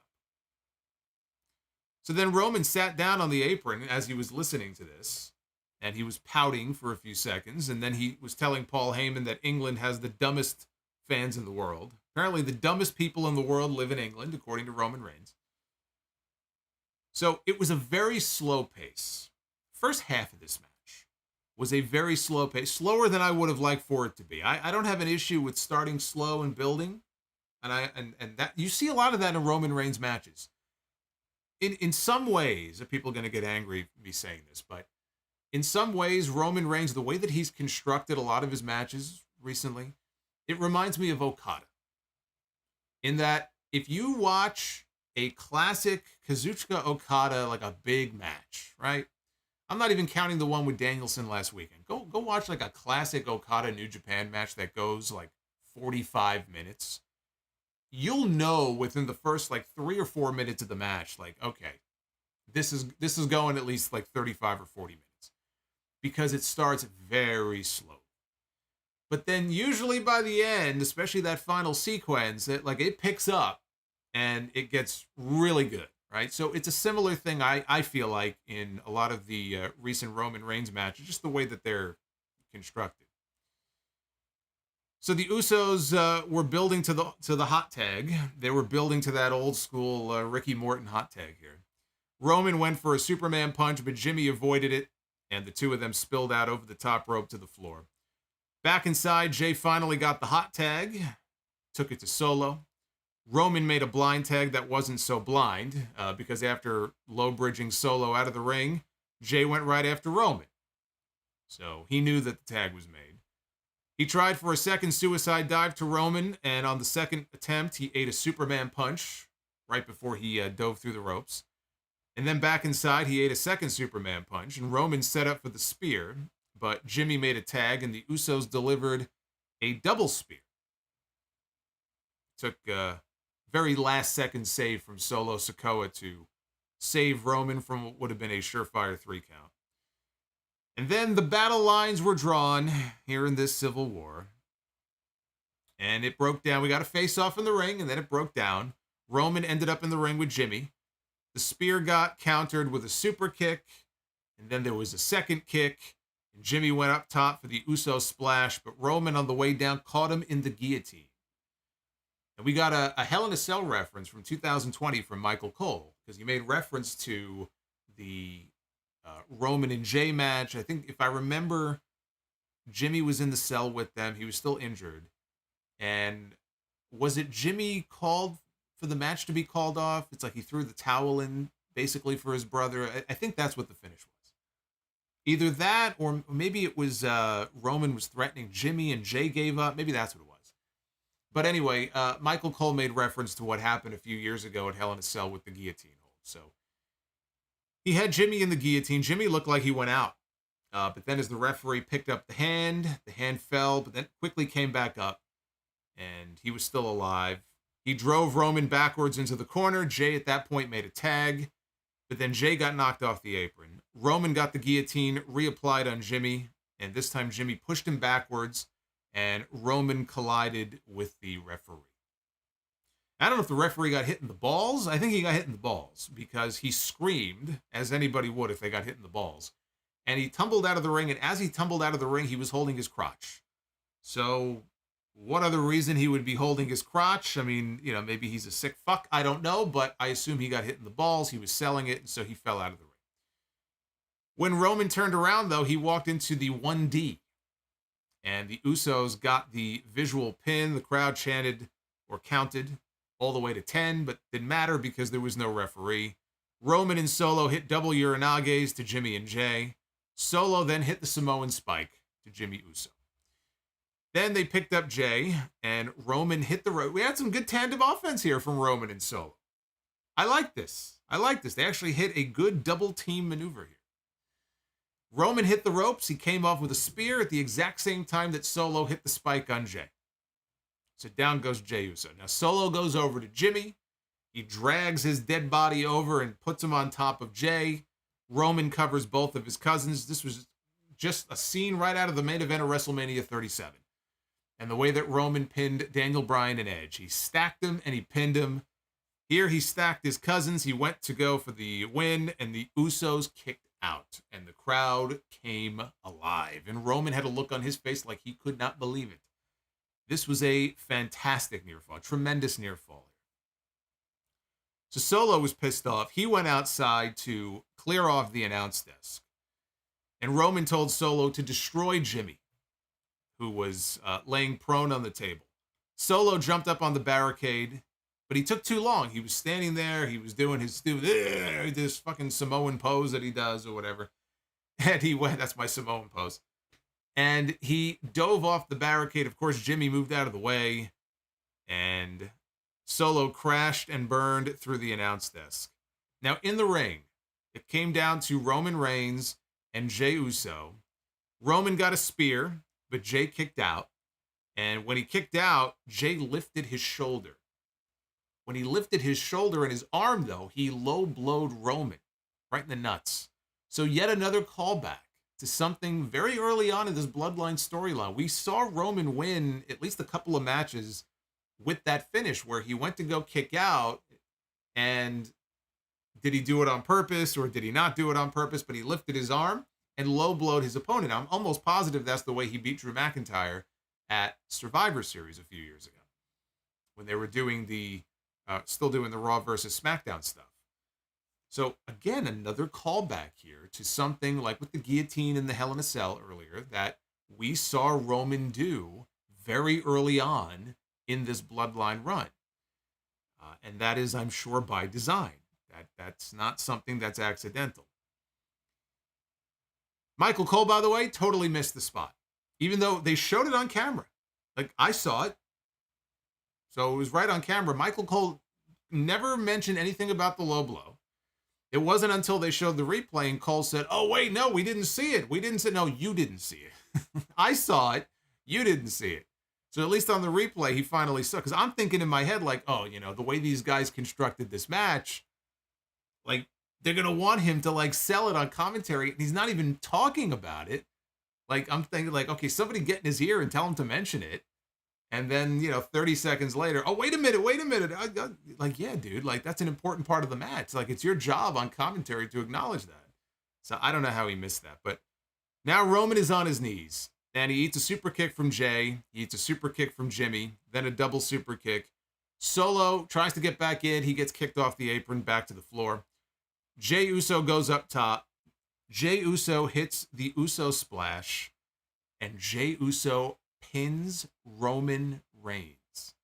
Jey Uso becomes the first man since TLC in 2019 to pin Roman's shoulders to the mat. Michael Cole started screaming about Roman. He's not unbeatable after all. Heyman's always great with the facial expressions. He has this just completely stunned look on his face. Jey looked like he was on his knees praying. He's hugging his brother. The crowd is going nuts. And the Usos are celebrating their win. We got that last parting shot of Roman Reigns. He's on the floor outside, sitting up against the apron. He's sitting there, and he is just seething over what just happened. And that right there is the setup to what I expected the main event of SummerSlam to be, and I feel even more strongly about it now. One-on-one, Roman Reigns defending his championship against Jey Uso. Because the whole Bloodline story started with Roman and Jey. It doesn't even go back to when Roman came back as a heel and he beat, Bray and Braun and won the championship. The Bloodline story started right after that. The Bloodline story started when he recruited Jey Uso to join him. And Jey Uso did not want to. Jey Uso, he was manipulated into doing so by Roman, who had this hold on him. That was the beginnings of the Bloodline story. Here we are now, coming up on 3 full years, almost in a few months. It'll be 3 years since the start of this story. And we've come full circle, and now we're back to Roman and Jey. And it's only appropriate, obviously, since they're not going back to Roman and Cody, that if you're going to do a story, if you're going to do a match at SummerSlam, you do Roman Reigns and Jey Uso. The story is not Roman and Jimmy. Jimmy came in much later on. Jimmy was hurt. Jimmy missed the entire beginning of the Bloodline story. It's not Jimmy. It's not even Solo. We're not ready for that yet. We're not ready for Solo to turn on Roman or for Roman to lose his loyalty. You know, that might happen during the match at SummerSlam, but we're not ready for Roman against Solo just yet. This story is now Roman and Jey, because Jey is the first person to pin him since 2019. It can be no other match. It can now be no other story going into SummerSlam. Even if they wanted to do a true civil war, which really a Bloodline civil war would be a fucking fatal four-way. Not even a fatal four-way. This is about Roman against Jey. And I am still not a fan. I wasn't a fan before of the possibility of them doing this. Now that they've done it, I will tell you that I am still not a fan of Roman eating a pin before he loses the title. I still feel like that first pinfall loss should have come when he dropped the championship. Because in part, I just think it does make it more predictable now. If they're going to do Roman and Jey at SummerSlam, now that Roman has taken that pinfall loss, and Jey got his moment here in London, and everybody cheering, and he beat Roman Reigns, it makes it less likely and less predictable that he'll go in there and beat Roman at SummerSlam. And maybe he never really had a shot to begin with, but at least if this had not happened, I think it would have made it a little bit more questionable. I don't know, maybe they will put Jey. Maybe the whole goal all along was to put Jey Uso over at the end of this. And I think they actually make it a little more predictable by doing it the way that they did. Plus, again, do you really see Roman losing back-to-back? Very unlikely. Very unlikely. But the storytelling here was great. Those last few minutes of the match were great. I thought the first half was a little too slow. I'm not saying it had to go at a breakneck pace, but it was a little too slow and plotting in certain points for my liking. But it picked up in a big way, and it turned into a really fun match. And, you know, when you look back at Money in the Bank, this show is going to be highlighted by the surprises that we got. You know, Roman Reigns being the one to eat the pin is going to end up being a big surprise to a lot of people.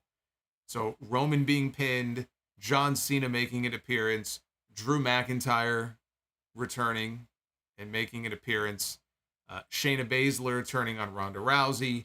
Those are the real surprise takeaways from this show. And when the show was over, I had fun.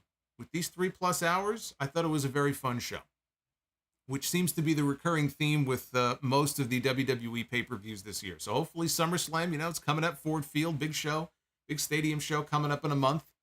And you could see already Roman and Jey, probably Asuka, Charlotte, and Bianca. I don't know what you do with Rhea Ripley.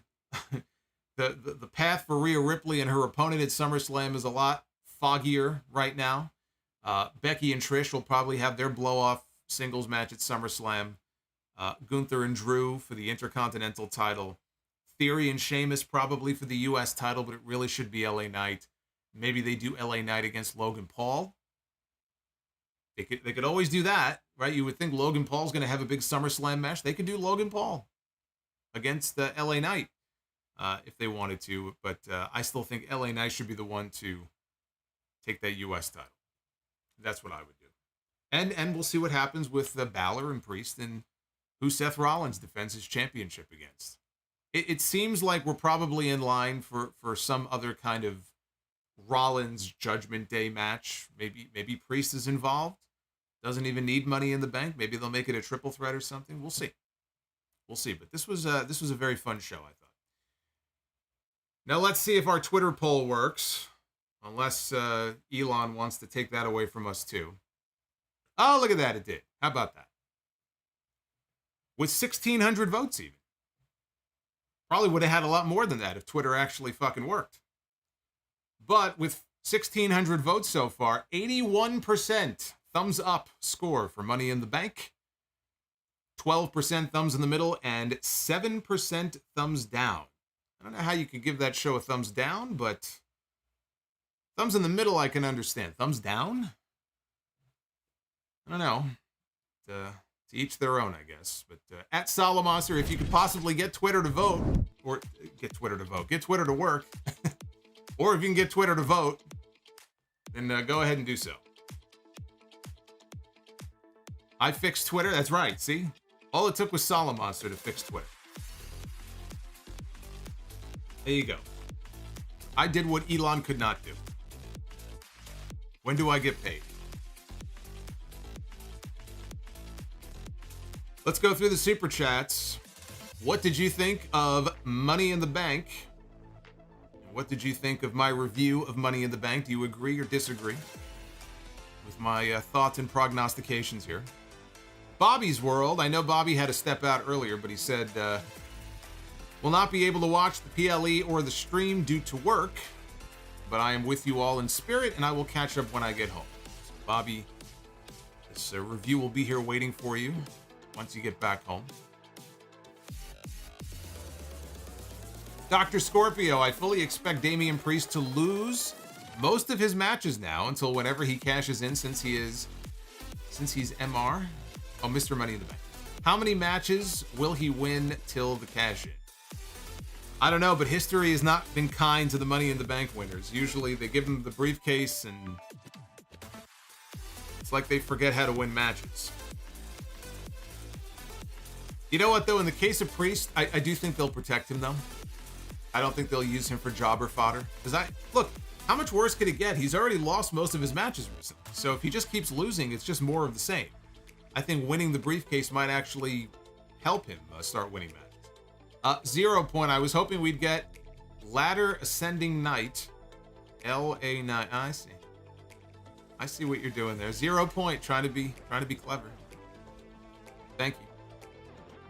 Brian Anthony Rivers, WWE trying to be slick with those 2K23 plugs. Yeah, I noticed that too. Fight Forever came out the other day, and I think it was like the same day or the day before. All of a sudden, there was some big 2K23 announcement, right? Didn't they put some more?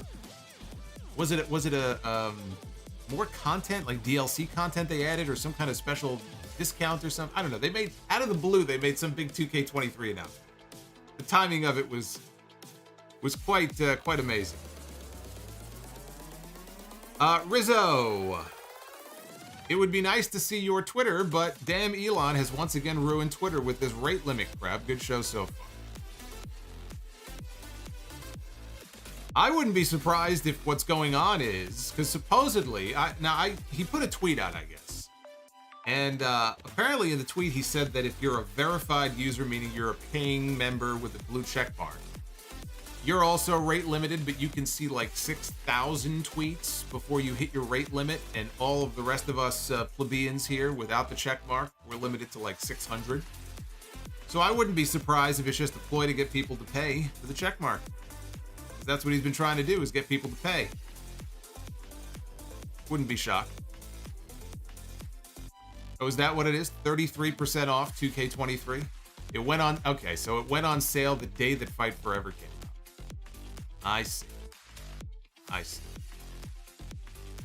No, I have not seen the Ariel Helwani interview with the Usos yet, but I enjoy the in-person interviews that Ariel does for BT Sport. So I saw the video. I know it's like 35 minutes long. I'm going to watch it, but I have not had a chance to watch it yet. I was trying to wrap up some work on my notes for the podcast tomorrow, which is incomplete because I still have to watch Collision later. But yes, I will be watching the Usos interview later on. Based Beerus, God of Seduction, with a super chat. Thank you very much. Bob the Builder. John Cena's segment translated to AEW did over 65,000 seats for All In at Wembley, so we need to one-up them, but London needs to pay us for WrestleMania. That's exactly correct. That's all that was. Power Spyin' Games. I met D'Lo, Io, and Charles Robinson this week in London. That was very cool. The Sheriff of Patties with the $4.99. It feels like John Cena stumping for a London WrestleMania was not random. Maybe WrestleMania 41. I enjoyed this pay-per-view quite a bit. Keep on being the best in the biz. Hey, Sheriff, thank you. The real CS02. WTF, Jay pins Roman. Indeed he does. Which does not bode well for his chances if he wrestles Roman, now that he's already pinned. Naughty Delicious Chicken with Flavor. The UK wrestling crowds are the best wrestling crowds. You guys deserve the crown, including those in the chat from the UK. The UK fans are very passionate, man. I say the UK crowds, the Canadian crowds. Then you get into the US, you're talking about places like Chicago. I'm trying to think what the best city in the US outside of Chicago would be. I mean, New York. You know what? New York is hit or miss when it comes to the crowds. New York is never a guarantee of a loud crowd, especially if they're out on Long Island. I don't know what I would put at number 2. Chicago would probably be my number 1. I don't know what I would put at number 2, though. Dallas? Maybe Dallas? I don't know. Josh Carlos. International crowds are better than U.S. crowds, are better than Corpus Christi. That is true. Down bad. If Roman lost at WrestleMania, this Bloodline story would have played out exactly the same. Well, not exactly the same, because he would have been pinned. He would have been pinned by Cody. But could they have worked the Bloodline stuff out and had, a similar story? Of course they could. You still could have booked a Bloodline implosion, a slow-burning Bloodline implosion, but they would not have been able, the finish they did tonight, that would have changed, because he would have already been pinned. Angel Silva. This Bloodline Civil War stuff is cool and all, but it could have played out the same way if Cody won at WrestleMania. Do you agree? As I just said, not exactly the same way. You would have had to make certain changes, but it could have more or less played out the same. Yes. Rizzo with the $10 super chat. Love Jay pinning Roman, but I am curious if you and the chat are okay with Roman being pinned without losing the title. Do you think this takes some luster off when he is pinned and loses the titles? Yes. I mean, that's the risk you run by doing that finish. I understand why they did it, and it got a great reaction. It worked. It worked tonight. It got exactly the desired reaction, and they told a great story. I'm not saying they didn't, but did it take some of the luster off? Yes, it did. You can't get that back. Downbad says LA Knight will be a jobber in 2 to 3 months. I know how WWE works. Mr. Andrew with the $4.99. Does Roman losing now lower the pop or the value to when he loses the title since he is no longer the unbeatable champion? If they do the finish right, it doesn't lower the pop because he still has to lose the championship. He's still the champion. Losing the title is still going to get the desired big reaction if they do it right, if they tell the story the right way. And they've been very good when it comes to the Bloodline stuff. They take their time with it. I'm sure Heyman is involved in the creative of it, and Heyman is very good at that. You might even say they're giving so much of their creative energy to this storyline, maybe at the expense of other storylines. So I trust that what they've done with this story is going to continue. And so I think whenever that day comes, whoever it is, and it may not be Cody, it may be somebody else. If they do it right, if they tell the right story and they construct the finish the right way, it'll get the desired reaction. It's not like it's going to be a flat finish when Roman finally loses. Trey Marquis. Hey, Trey, what's going on? $10 super chat coming in from Trey. WWE gave me a banger of a pay-per-view for my 29th birthday. I am drunk as fuck right now and hyped, and Roman's streak is over. I am satisfied with everything that happened. Well, happy birthday, Trey. I hope that you are enjoying your drunk as fuck night. What are you drinking? Had a little bit of Jack and Coke here before myself. Booba. What do you think about the whole Twitter stuff? I think I've made my thoughts very clear on the Twitter stuff so far. It's all bullshit. And I think it's a play to get more money out of people on Twitter. That's what I think it is. Twitter has been, not that Twitter was perfect before he bought the fucking thing, but ever since he bought it, it's been nothing but just fuck up after fuck up, problem after problem. I mean, and that's what happens when you fire 80% of your staff and the people who actually know what they're doing. It's not surprising that things would fall apart. So, 0 point due to LA Knight not winning. As promised, I am currently rioting at home by myself in front of the TV. And he says Bud Light sucks. A 0 point, thank you. That's the $25 Brie mode super chat. You know what's not bad though? Amstel Light. Amstel Light. If you're looking for a light beer, I'm an Amstel guy. Amstel's not bad. Supernatural 28 says pay-per-view was good. Only 3 gripes: Roman eating a clean pin, Brock not showing up, Cody winning, Dom should have won, and John Cena coming out for what? I think he made it pretty clear what he came out for. He came out to shill the future WrestleMania in London. They're using him as an ambassador. I'm sure Vince McMahon called him up. I mean, he and Vince are very close. They're very tight. They've hung out occasionally since, Cena basically went full-time Hollywood.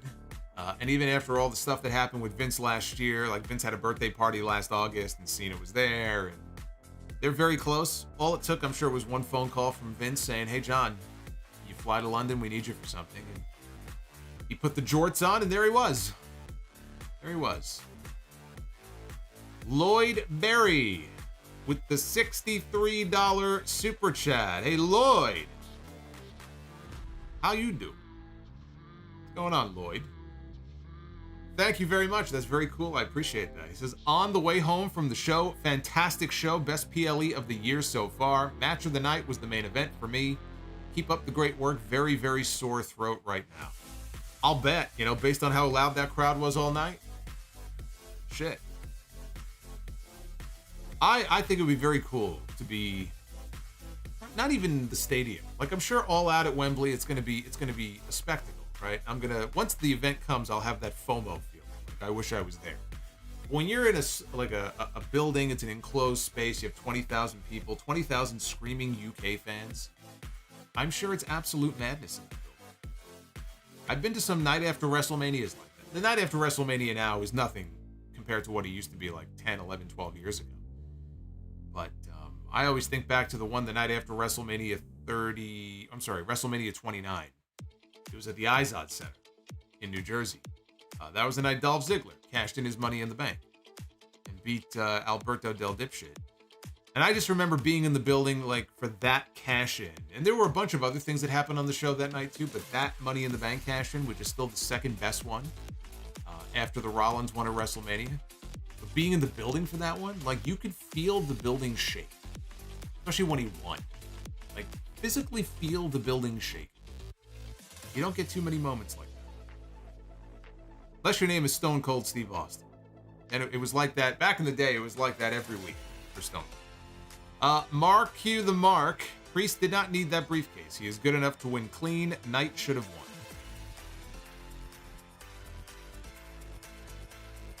won. Ty Arts. Greetings. Could you please wish my middle brother Sam a happy birthday for Sunday? We both enjoyed Money in the Bank. Well, happy birthday, Sam. Happy early birthday. It is Saturday. It is not Sunday, but I am wishing you a very happy birthday. And I am glad that you, like me, enjoyed Money in the Bank. JWD82 with the $20 super chat. Haven't caught a live in a long time. I listen to all your lives and pods on the way to work. Just want to pop in and show some lobe. Some love. Appreciate all the work. You want to show some lobe? You want to show some? Is that like back in the day where you would show like a woman would show some ankle? People would get all excited. Should I be excited that JWD is showing me some lobe? Is that supposed to be a turn on? Because it's really not. JWD, thank you. Power Spy 1 Games. Book 2 6-person Money in the Bank matches for Be the Booker tonight. Alright, you know what? That's not a bad idea. It's not a bad idea. What do you guys think about that? Should I change it up a little bit? We'll book a pair of Money in the Bank matches. Trey Marquis, I do think it was a mistake to have Roman eat the pin. Takes the steam for when he finally loses the title. Just had to throw that out there also. Tie Arts. Despite an overlong and underwhelming main event, Money in the Bank was an excellent show. McIntyre versus Cody Rhodes, main events, WrestleMania in London. What are your thoughts? I mean, you're talking about a WrestleMania that's a few years away. I can't predict. I'm pretty sure it will not be Cody Rhodes against Drew McIntyre. But I mean, what you're talking about is at least 2 or 3 years away. Michael Cuomo, what's wrong with Solomonster for an MC name? Oh, my musician name? My rap name? Solomonster works. I guess Solomonster works.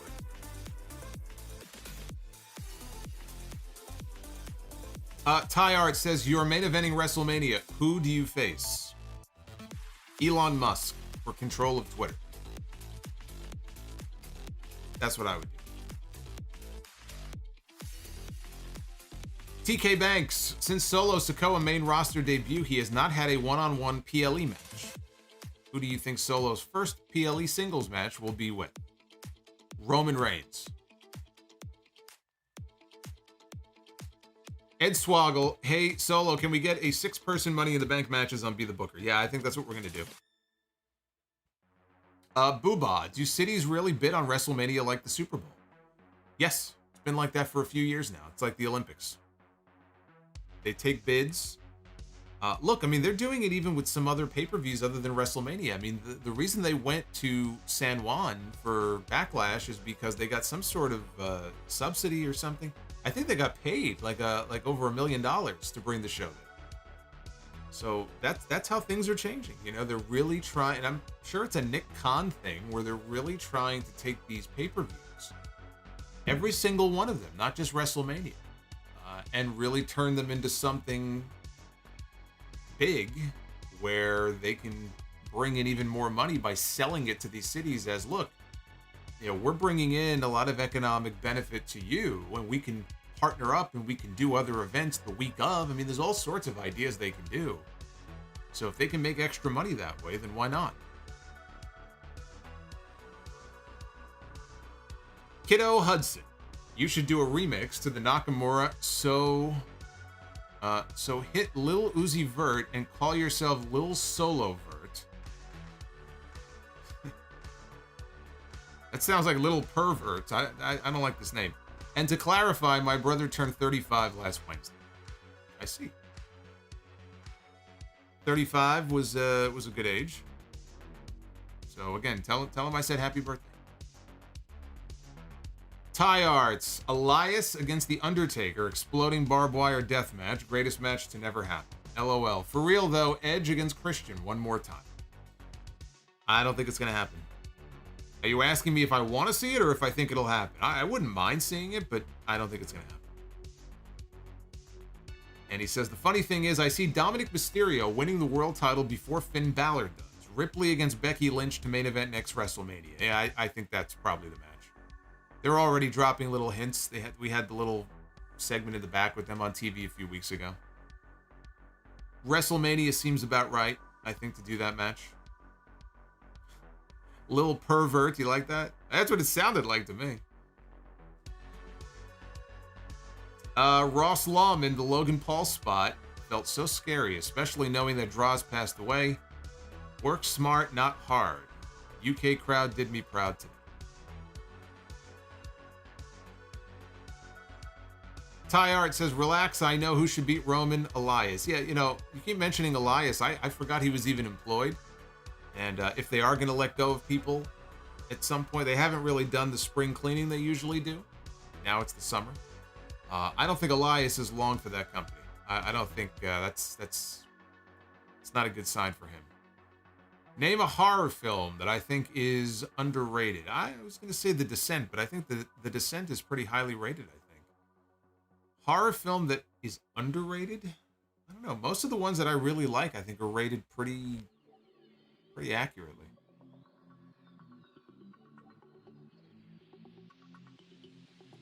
But I've seen so many of them, and some of them are just like very like B and C level. Oh my goodness. Horror film that I think is underrated. I'll give you one. If you know me, you know this is one of my favorite movies, and I don't think it gets nearly as much love as it should. But Halloween 3. Because it's not the Michael Myers one. Halloween 3 is definitely an underrated film. Hey, Paulie with the $6 super chat. Hey, Paulie, what's going on? Loving the sound off as always. I can't see Roman lasting as champion until WrestleMania 40. If this is the case, who would you like to see main event WrestleMania 40? It's going to be Roman Reigns.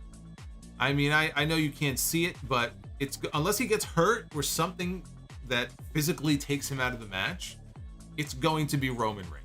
And if Roman Reigns, for some reason, is not in the main event, then I think Seth Rollins will be in the main event next year. It could be Seth Rollins and Gunther.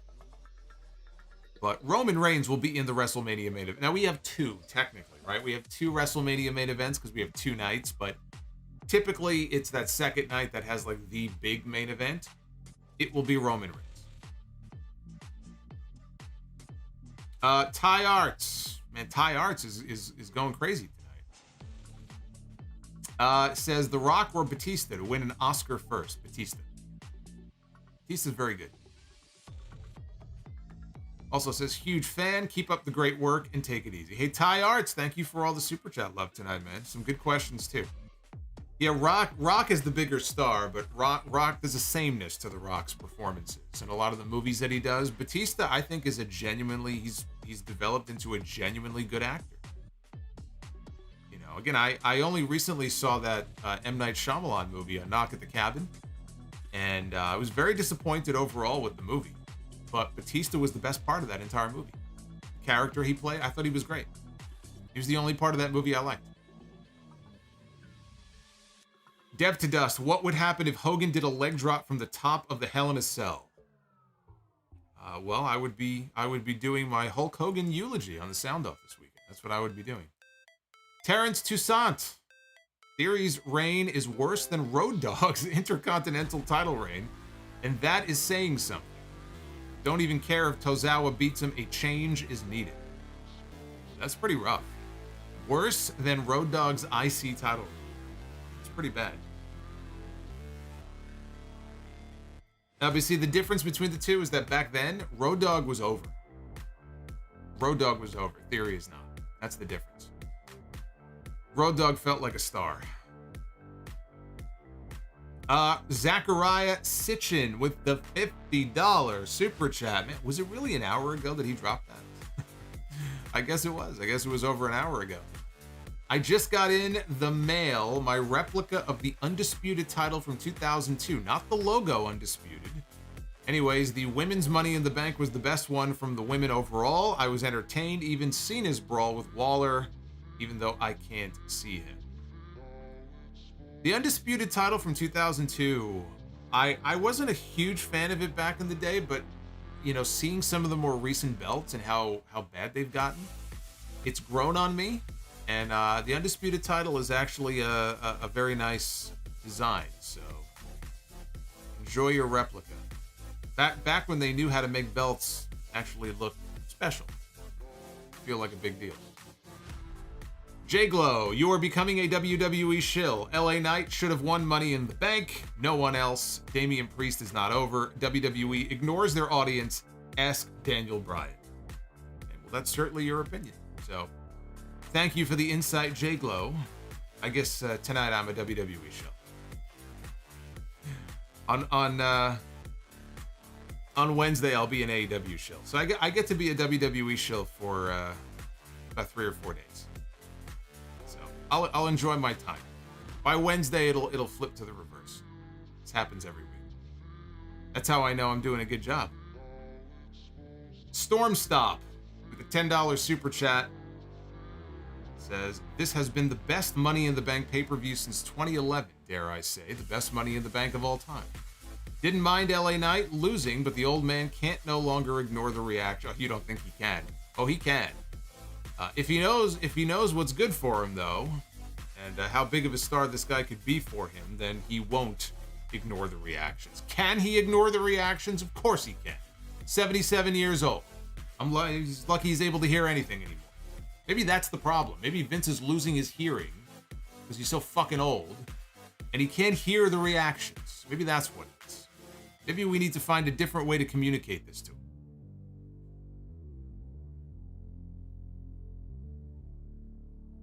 Hey, Kid Gruesome, love you too. Azen with the $13 super chat. I give it 6 months before LA Knight is kicked in the nuts and sent off the stage in a wheelchair after losing to Logan Paul at SummerSlam. I am so sick and tired of this let it play out nonsense. Naughty Delicious says, I have to ask this kayfabe question. Why didn't Becky Lynch lock the other half of the handcuffs? Very good question. I don't know. Can't answer it for you. Ty Art says Elias equals the Michael Jordan of wrestling. And favorite Black Sabbath song, Iron Man for me. Yeah, I mean, I guess it would be for me too, probably. Yeah, probably. Boy, I didn't realize what a big Elias fan Ty Art was. Talking about Elias winning the main event of WrestleMania. This might be Elias, now that I think about it. I think I figured out who Ty Arts is. Well, it's not like Elias is doing anything anyway. I mean, what else is he going to do? He's going to sit, he's going to watch streams on YouTube. He can't tweet, because Twitter is broken. So I think I figured out who Ty Arts is. Naughty Delicious Chicken with Flavor. AEW All In is coming to Wembley. Vince McMahon says, hold my beer. Vince McMahon doesn't drink beer.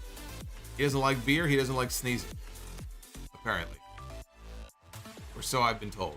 WrestleMania is coming to London, he says, in 2026. That sounds about right. It's probably going to be around then. Red Panda. Thank you for the $5. Skywalker. Happy birthday. Oh, happy Bobby Bolina. Who's Bobby Bolina? Who the hell is Bobby Bolina? Is that his brother? Actually, it can't be his brother. It's a different last name. I don't know who Bobby Bolina is, but happy Bobby Bonilla Day.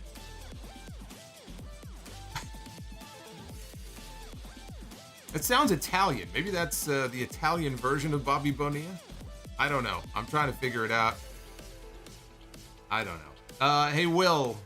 Will with the $6. Thank you, Will, for the super chat. Naughty Delicious says, everybody, yeah, rock your body, yeah. Everybody, yeah, rock your body, yeah. LA, not okay, yeah, we get. We got Will with the $12 super chat. Messed up the first I was gonna say,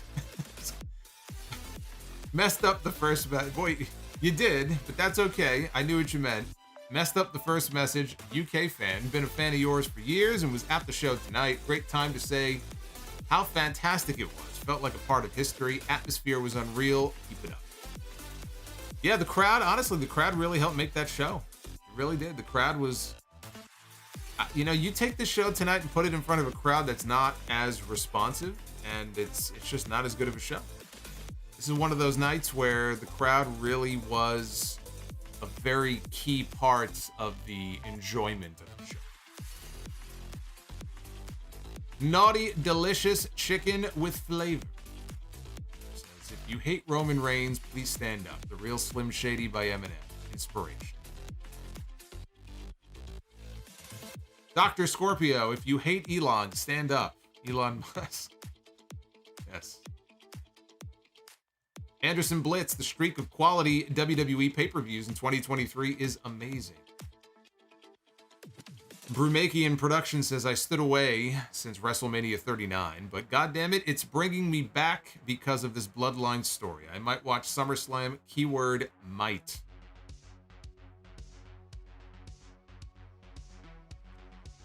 Wapatapa, will Triple H ever stop being so disrespectful? Yeah, what he said. Hey, Plus Ultra Adrian. Became a sound off superstar. Thank you to our new channel members, by the way. Again, just to remind you, channel memberships are open. I know we've picked up a bunch of channel members here today, so if you want to become a member or gift one to somebody else at random, you have the ability to do so. You should be able to do so on mobile now as well. I know for a while people couldn't gift memberships on mobile, but I'm told for the last few months now you can. Rizzo says, Cole read a promo that said WWE 2K23 is the highest rated wrestling game of all time. This is why competition is fantastic. For Impact, by the way, they are the only ones WWE pays no attention. That's not true. That's not true.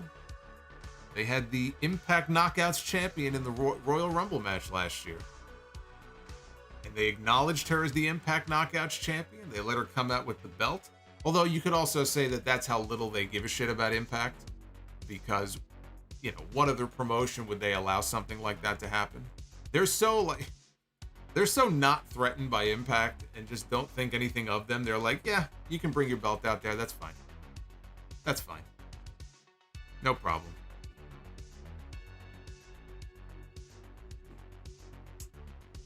Retro. Oh, it's funny, you know, hey, Zhang Su in the chat says, Law and Order is watchable until around season 17. You know, it's funny. I started with Law and Order Special Victims Unit. And I watched all of those seasons first, and then I only started the original Law and Order like last year. I'm up to season 16. So are you telling me that starting next season, it's all downhill from here? Because I just started season 16 last week. So it's funny you mentioned that. Where is Silver Tower? That's a good question. We haven't seen Silver Tower tonight. I don't know. I don't know where Silver Tower... Oh, there he is. There's Silver Tower. There's Silver Tower. Retro KOH. If we couldn't get LA Knight as the winner, I am happy that we got Damian Priest. What a great show. Rizzo. Where would you put my hometown of Detroit as a wrestling city? I will not be attending SummerSlam, but took the day off from work and then watching your review. I mean, Detroit has a rich wrestling history to it. I don't look at Detroit as being like a typically like always a loud crowd. I don't think they have a reputation like certain cities do. But I mean, it's got a lot of wrestling history. Right? I mean, that was the Sheik's territory, right? So I don't know. And look, they've had some classic shows. They had, you know, a couple of big WrestleManias there. So yeah, a lot of wrestling history in Detroit and really in the entire state of Michigan. Nitty Gritty with the $4.99. What do you think about how the leadership of WWE will look like a year from now? And do you think the product will change for the worse or for the better? I don't think the leadership is going to change much at all. I really don't. I think the people who are in power right now, especially Vince, they're not going anywhere. Bruce Pritchard, Kevin Dunn, probably Triple H, Nick Khan, they're all still going to be there. So I don't think the leadership will look any different. Will the product be worse or better? I can't say. We're heading into uncharted territory here. I mean, once this acquisition is made official, it's not approved yet, but once it goes through and Endeavor officially takes over and they do the merger with WWE and UFC in the same, you know, whatever company, parent company, whatever. It's hard to say. Is it going to get better or is it going to get worse? I don't know until it goes through and we start to see what some of the changes look like. I'm sure there will be changes. Again, there could be changes as far as their pay-per-view model. There is still the chance that, you know, when the media rights are up, it could end up being a UFC type situation where we have to start paying a fee on top of a monthly subscription charge and a pay-per-view fee. You know, so now we're so used to paying, some people pay $5, some people pay $10 a month for Peacock, and you just get access to everything. I could see a couple of years from now, we're sitting here and it costs $10 a month or $15 a month for some subscription service. And on top of that, they're charging $50 or $60 for each of these shows. And it's going to, if they do that, it's going to chase a lot of people away. I hope that doesn't happen. So those are the kind of changes that I'm worried about. Because when you give people something for basically for free for so long, and then you're like, you know what, we're going to go back to the way things used to be, that's a hard pill to swallow. So, you know, I can't speak to the kind of changes Endeavor is going to make until we actually see some of the early changes. It's just hard to know for sure. But I guarantee you, if they ever move to that model, a lot of people are going to stop watching the PLEs. I mean, they've been having a great year as far as the quality of their shows, but it's a lot of people who are not going to pay a subscription fee on top of $60 or $70 for, fucking Backlash and Payback and maybe even Money in the Bank. Plus Ultra Adrian with a $5 super chat. It's a Money in the Bank celebration for me also because it is my birthday and your rap name can be the Notorious Solo. I like that. I think that works. Well, happy birthday, Adrian. I hope it is a great day. You got a great pay-per-view. Now you're getting a great stream. So it's a great birthday. Kiddo says, how about Gucci Solo as a rap name? Man, you guys are coming up with some good ones, man. I like that. I like the Notorious Solo, Gucci Solo. Lil Solo Vert, I don't like. I don't like that one. But the other ones I think are pretty good. Wapa Tapa, what do you think? Do you think Ralph Ziggler will get another title run? No, I think Ralph is done. Cameron Spencer, as a black man, I can't help but to hate Hogan. Do you think people like me should shut up, get over it, and let it go? No. I think if you don't like Hulk Hogan, you are absolutely entitled to think that Hulk Hogan is a fucking idiot. And if you like Hogan, or you were a little Hulkamaniac growing up and you still like Hogan, then you can like Hogan. There are people who feel that way, that people should just shut up, and I'm not going to tell you how to feel about Hogan, because what he said was fucking horrible. Fucking terrible. There's no excuse for it. So, I think you should absolutely feel the way that you should feel, and don't make any apologies for it. Naughty Delicious, WWE Would If scenario. I guess he means what if scenario. Randy Orton reforms Evolution like 2K23 and adds Braun Breaker and the Creed brothers. What are your thoughts? We have to get Randy Orton back on TV first. He's been gone for a long time. He's got a bad back. So the first thing would be to get Randy Orton back on TV. Randy Orton leading his own faction, like a reformed Evolution, with him in the Triple H role, I think could definitely work. Who would be in the Ric Flair role? If Orton is basically the new Triple H, and then Braun and the Creeds are the young, hungry talent, is there a Ric Flair in this scenario? If so, who would it be? I'm sure Ric Flair would want it to be Ric Flair, but I don't know. Would there need to be a Ric Flair type role? And again, who would that be? Who would that person be? Slim Yoshi. Fantastic show tonight. Might be my favorite of the year. Also, Solomonster, I've recently been getting into police and detective stories. I heard you were a Law and Order fan, and that it is a good series to check out. Where do I start with Law and Order, since there are other series aside from SVU? You just start with the original Law and Order. The original series goes back to 1990, season 1. So I would start from the beginning of the original series. I still think, and again, I'm only up to season 16. So, what season are they up to now? Probably 20-something. Ben Stone is still my favorite ADA. Ben Stone and Paul, who is his assistant? Paul, Anyway, the ADA assistant ADA combo from the first few seasons is still my favorite. I still like them. It's too bad that Ben Stone only lasted about 3 or 4 seasons before he left the series. And Adam Schiff. Adam Schiff, still the best ADA. Or DA. I guess he was the DA. Thai Arts. Oh, by the way, just to go back to the Law and Order question, Criminal Intent. I saw all the seasons of Criminal Intent. There were like 10 seasons of that. Not as good as the other ones, but I enjoyed that one too. So you might want to check that out also. Ty Arts with the $12 super chat. Elias is pretty cool, although I'm not him. Well, that's what Elias would say. Elias would say, I'm not him.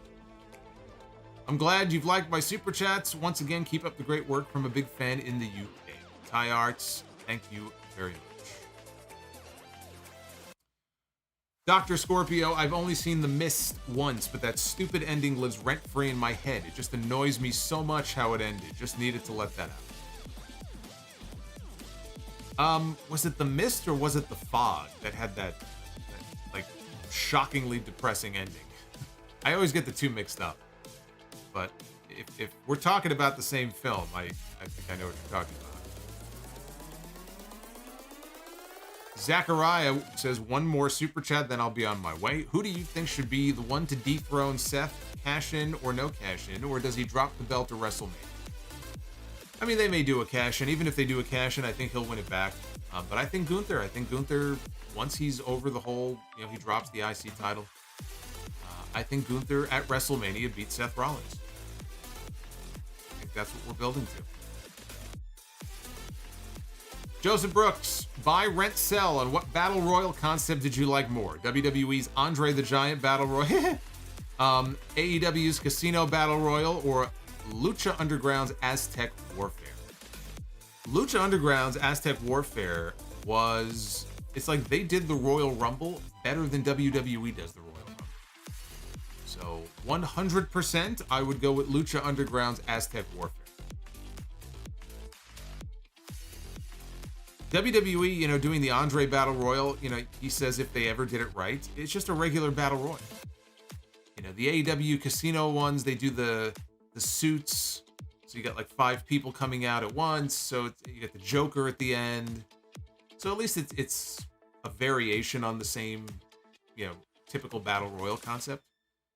So I'd probably, I'd rent that. I would sell the Andre Battle Royal.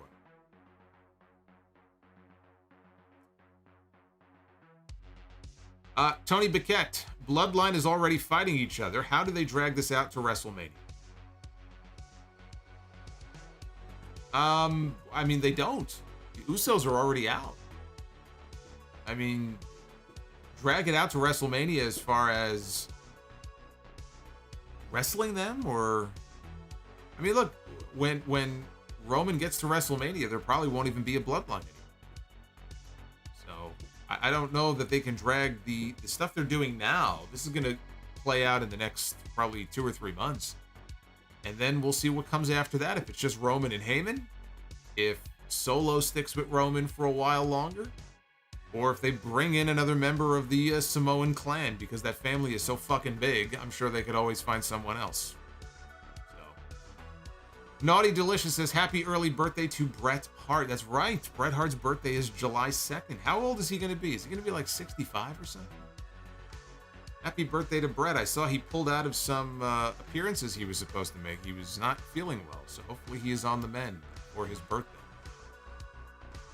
And Hulkling93. Best Money in the Bank show since 2011. Laughed my ass off when Gunther started chopping Riddle's foot like it was inflamed. Also, looking like the Riddler tonight. Oh, me with all the green? He's talking about me or talking about Gunther? I think he's talking about me. Well, you go green here for Money in the Bank. I'm color. You see the green behind me? I am always color coordinated with these streams. I try to be color coordinated to whatever the layout is.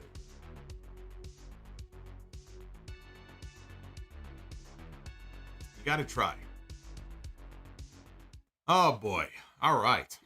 Hey, you guys have been killing it tonight so far with the super chats, and I appreciate that very much. Now, again, the goal tonight for Be the Booker was 500 likes. We are currently closing in on 750 likes. Can we hit 1,000? Is it possible? I don't know if you guys can do it. You guys probably don't have it in you, but if we could hit 1,000, that would be pretty incredible. If we did that before we got out of here. I know we'll do this after the fact, but maybe we can hit 1,000 tonight. Hey, Silver Tower. Oh boy. Silver Tower just gifted 5 channel memberships. Too sweet to be sour. It's Silver Tower. There he is. I knew we'd be hearing from Silver Tower tonight. 5 channel memberships. Again, we lost a whole bunch. We were actually closing in, believe it or not, we were closing in on 900 memberships a few weeks ago. And I think we're back around 7. I think we're back around 700. So, which is still a very good number, but some of the gifted ones kind of fell off. So, Silver Tower, thank you for those 5 gifted memberships. That is very kind of you.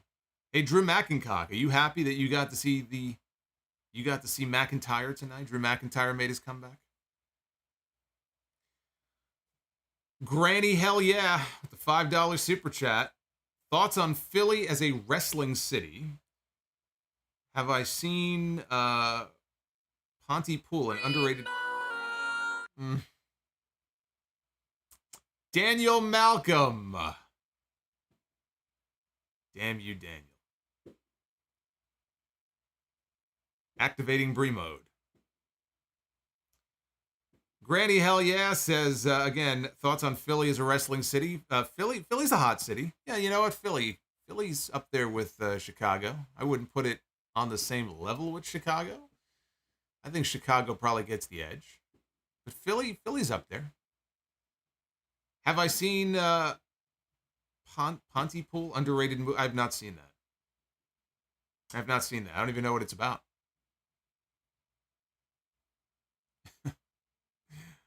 Yeah, Bree mode. Bree mode's always it's always lurking.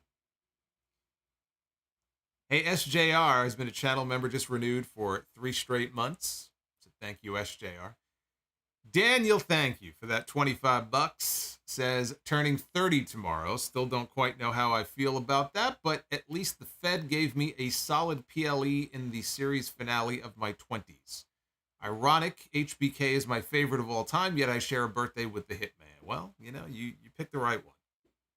Shawn Michaels has a birthday coming up, too. I'm pretty sure his birthday's on, like, July 22nd or July 23rd. So he'll be celebrating his birthday in a few weeks.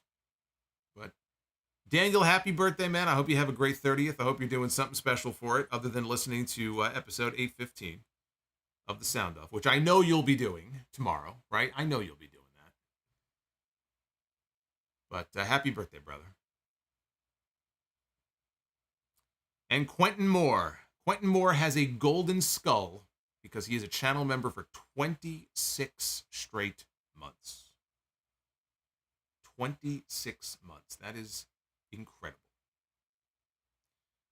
All right, so I think what we're going to do here, because you guys earned it, man. You earned the fuck out of it. We're going to book ourselves for the very first time 2 6-person Money in the Bank ladder matches, one for the men, one for the women, and then we'll probably just do a regular tag team, Be the Booker. How's that sound? Let me see those B2B emojis. It is time to be the Booker. Ladies and gentlemen, it is now time to be the Booker. Oh, yes. Oh, yes. We are 2.5 hours. Can you believe we're 2.5 hours into this stream? We covered a lot of ground here. A lot of super chat. We still got super chats coming in. But it is time. This is going to be the biggest Be the Booker we ever booked. This is for you guys, because you guys came in big time tonight. So this is my gift to you. Happy birthday. We are going to start. Actually, we have, let me just get to Nitty Gritty's message here. Just dropping a $9.99. Happy Bobby Bonilla Day. He was a player for the Mets whose contract was, yeah, I know this. I know this. I started the stream by explaining this to everybody. Nitty Gritty is telling everybody he was a Mets player who was bought out by them over 20 years ago. And every July 1st, he gets paid his millions of dollars until 2035 with an 8% interest rate. That is a hell of an interest rate. Nitty Gritty, thank you, brother. Thank you for the $9.99. Appreciate it very much. Here we go. Now, again, we're going to pick 6 guys. You don't need the stipulation because you already know the stipulation. The stipulation is it is a Money in the Bank ladder match. We're picking 6. The first pick is the phenomenal AJ Styles. I like how we're getting started here. AJ Styles. Now, you guys are going to have to help me out here so I don't forget. who I'm picking. But we're starting out with AJ Styles. Number 2. Fuck. We go from AJ Styles. We go from the highest of highs to the lowest of lows. We go from AJ Styles to the Great Khali. Can you imagine the Great Khali trying to climb a ladder in a Money in the Bank match? It's painful enough to watch him walk to the ring. Imagine watching him climb a ladder. There's a reason why he was never in a Money in the Bank match, by the way. All right, number 3. Surely it's only up from here. I'm already inclined to give this the buzzer, but I'm going to wait to see who the other 4 are. AJ, Khali, and Nick Gage. There he is. What does Cornette call him? The drug addicted bank robber, or the bank addicted drug robber, or whatever. He calls him something stupid. Styles, Khali, Gage, Abyss. All right, so there's some history there with AJ and Abyss. All right, that's a little bit better. That's 4. Number 5 is The Miz. Oh, my finger's itching towards that buzzer right now. It's going to take a big save here at the end to not get the buzzer on this. AJ Styles, The Great Khali, Abyss, Nick Gage, The Miz, and Brock Lesnar.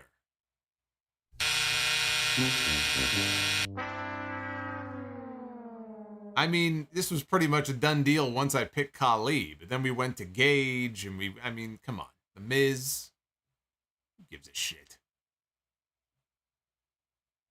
Yeah, that's, I'm sorry. That's a fail. That's a fail. I mean, I guess it could be entertaining, though. I guess it could be entertaining, but I can't. I just can't. I am mildly intrigued by that, but I just can't. All right, here we go. We're going to book a women's Money in the Bank ladder match. I don't know what to expect. This is usually where things kind of crap out for us, so I can only imagine picking 6 names here, but let's see. We begin, well, hello there. We begin with Mandy Rose. I always liked the way that Alba Fire used to say her name when they were feuding in NXT. Mandy Rose. I always loved the way she used to say that. Mandy, can we just admire Mandy for a while here? We'll just sit here for a while. Now, we got to go on? All right. Mandy Rose. Mandy Rose is number 1. And then we have Raquel Rodriguez, one half of the new women's tag team champions. Okay, so that's 2. Not bad so far. Mandy, Raquel, Athena, former Ember Moon, who's killing it right now as the Ring of Honor Women's Champion. This is going pretty good so far. Pretty good. Number 4, Bertha Faye. Okay, so I shot my mouth off. Mandy, Raquel, Bertha. Who's next? Who do we have next? We have Athena. We have 2 more, right? 2 more? We've got, oh, well, look who it is. It's Alba Fire, everybody. So Alba and Mandy are in the same match together. Good, that means she can cut promos on her. And now we go to number 6. In the women's Money in the Bank ladder match, it is Io Sky. And therefore, I give this match the best. There are enough good talents in this match. And look, you know, the thing about Bertha Faye. Bertha Faye was actually a monster killer in Japan. Only when she came to Vince McMahon's company did he saddle her with that fucking Bertha Faye gimmick. So it's not like she was a terrible worker. If she works like, you know, Monster Ripper or, you know, the way she used to work over there in Japan, you got Ronda Singh, you've got Io Sky, you've got Alba Fire, you've got Raquel, you've got Mandy, you've got Athena. That's a winner right there. And of course, Io Sky being in this match, Io Sky knows a thing or two about winning Money in the Bank. So how about that? How about that? We got to pick the Money in the Bank winner. All right. Time to wrap this up with the tag team match, as we always do here. First tag team is the Teenage Mutant. No, not the Teenage Mutant. It's the Toxic Turtles. I don't want to get a cease and desist letter here. You see, these look like the Teenage Mutant Ninja Turtles, but they're really not, you see. They're the Toxic Turtles. Here's a trivia question for you. Do you know one of the men under that costume? Do you know who that is? Anybody? Gilbert. Dwayne Gill. One of the people under the costume here. The Toxic Turtles. One of their moves from their, I think, one and only match that they ever had in WWE. One of them lands on their shell and they can't move. And the other turtle has to come into the ring and roll them over. True story. They did that during the match. Toxic Turtles against London and Kendrick. No!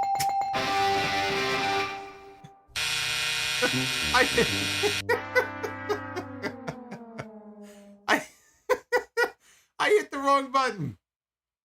It's the first time that's ever happened. I hit the wrong. I love how I like screamed out no. Like I'm going to knock my drink off the desk or something. I hit the wrong fucking button. All right, well, that's the first match ever in Be the Booker history to get the buzzer, to get the buzzer and the bell. I don't know why that's so funny. To get the buzzer and the bell. This match was so great, it got both. I couldn't decide, so I gave it both.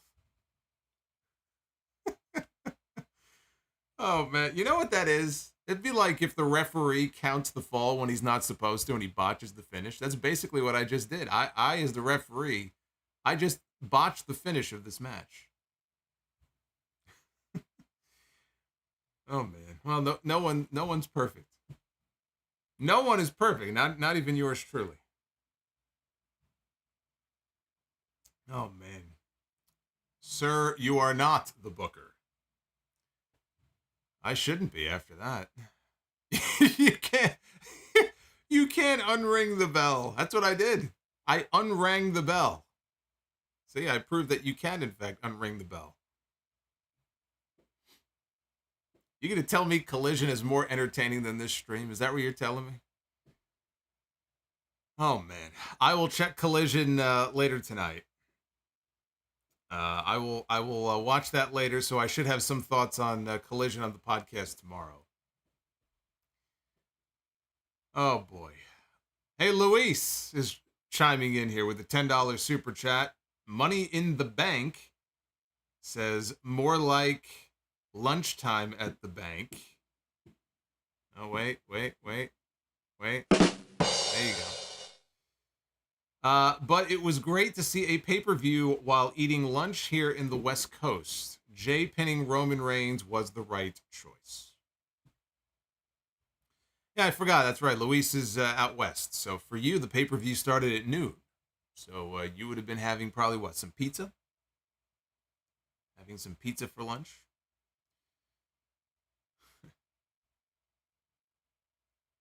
Dr. Scorpio says, thanks to that botch, we are under 500. Fooled me. Well, you win some, you lose some. What can I say? All right, look, we have gone almost 3 hours here with this Money in the Bank stream. It's the longest stream we've done in a very long time, but it was a very enjoyable pay-per-view on the whole. You know, I told you what I thought as far as the Money in the Bank stuff with LA Knight. I think I was very clear in my thoughts on that.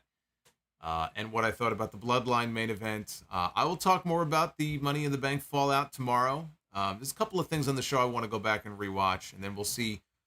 They usually have those post-show press conferences, and we'll see if there's any news or injuries coming out of the show. So I'll have my Money in the Bank autopsy, post-mortem, on the podcast tomorrow. That'll be episode 815. I'll talk about Collision after I watch it and some other AEW news, some thoughts on Sting and what he's been doing lately, and a full Dark Side of the Ring recap on the Junkyard Dog.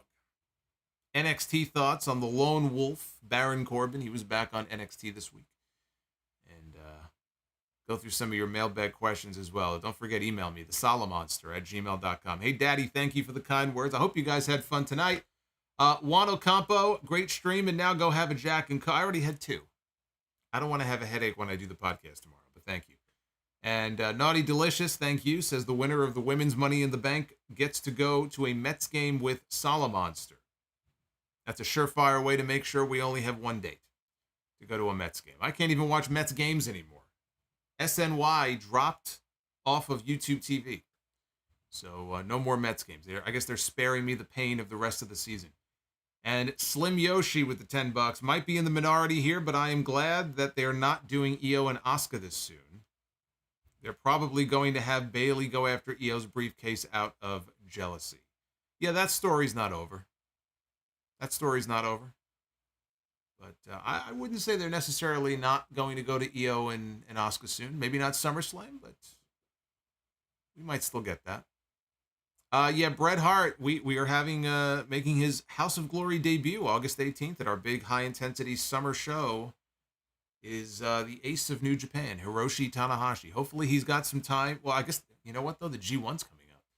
I was going to say, hopefully his knees have been very rough lately, and he had the broken rib a couple of months ago. But now we're heading into the G1. I'm pretty sure he's in the G1. So he's going to probably be even more of a wreck. But Tanahashi is coming to Hog in August. Whether he's 100% or not, he'll be there. And I'll get to call my first Tanahashi match, which is very cool. All right, thank you guys. I will see you tomorrow. Episode 815 of the podcast will be dropping later in the afternoon. I don't know when, but keep an eye out for it. And then on Monday night, I'll be back here live with you for the pre-July 4th Monday Night Raw stream right here on YouTube. Hit that like button on the way out, and I will see you soon. Thanks for all the love. Take care, guys.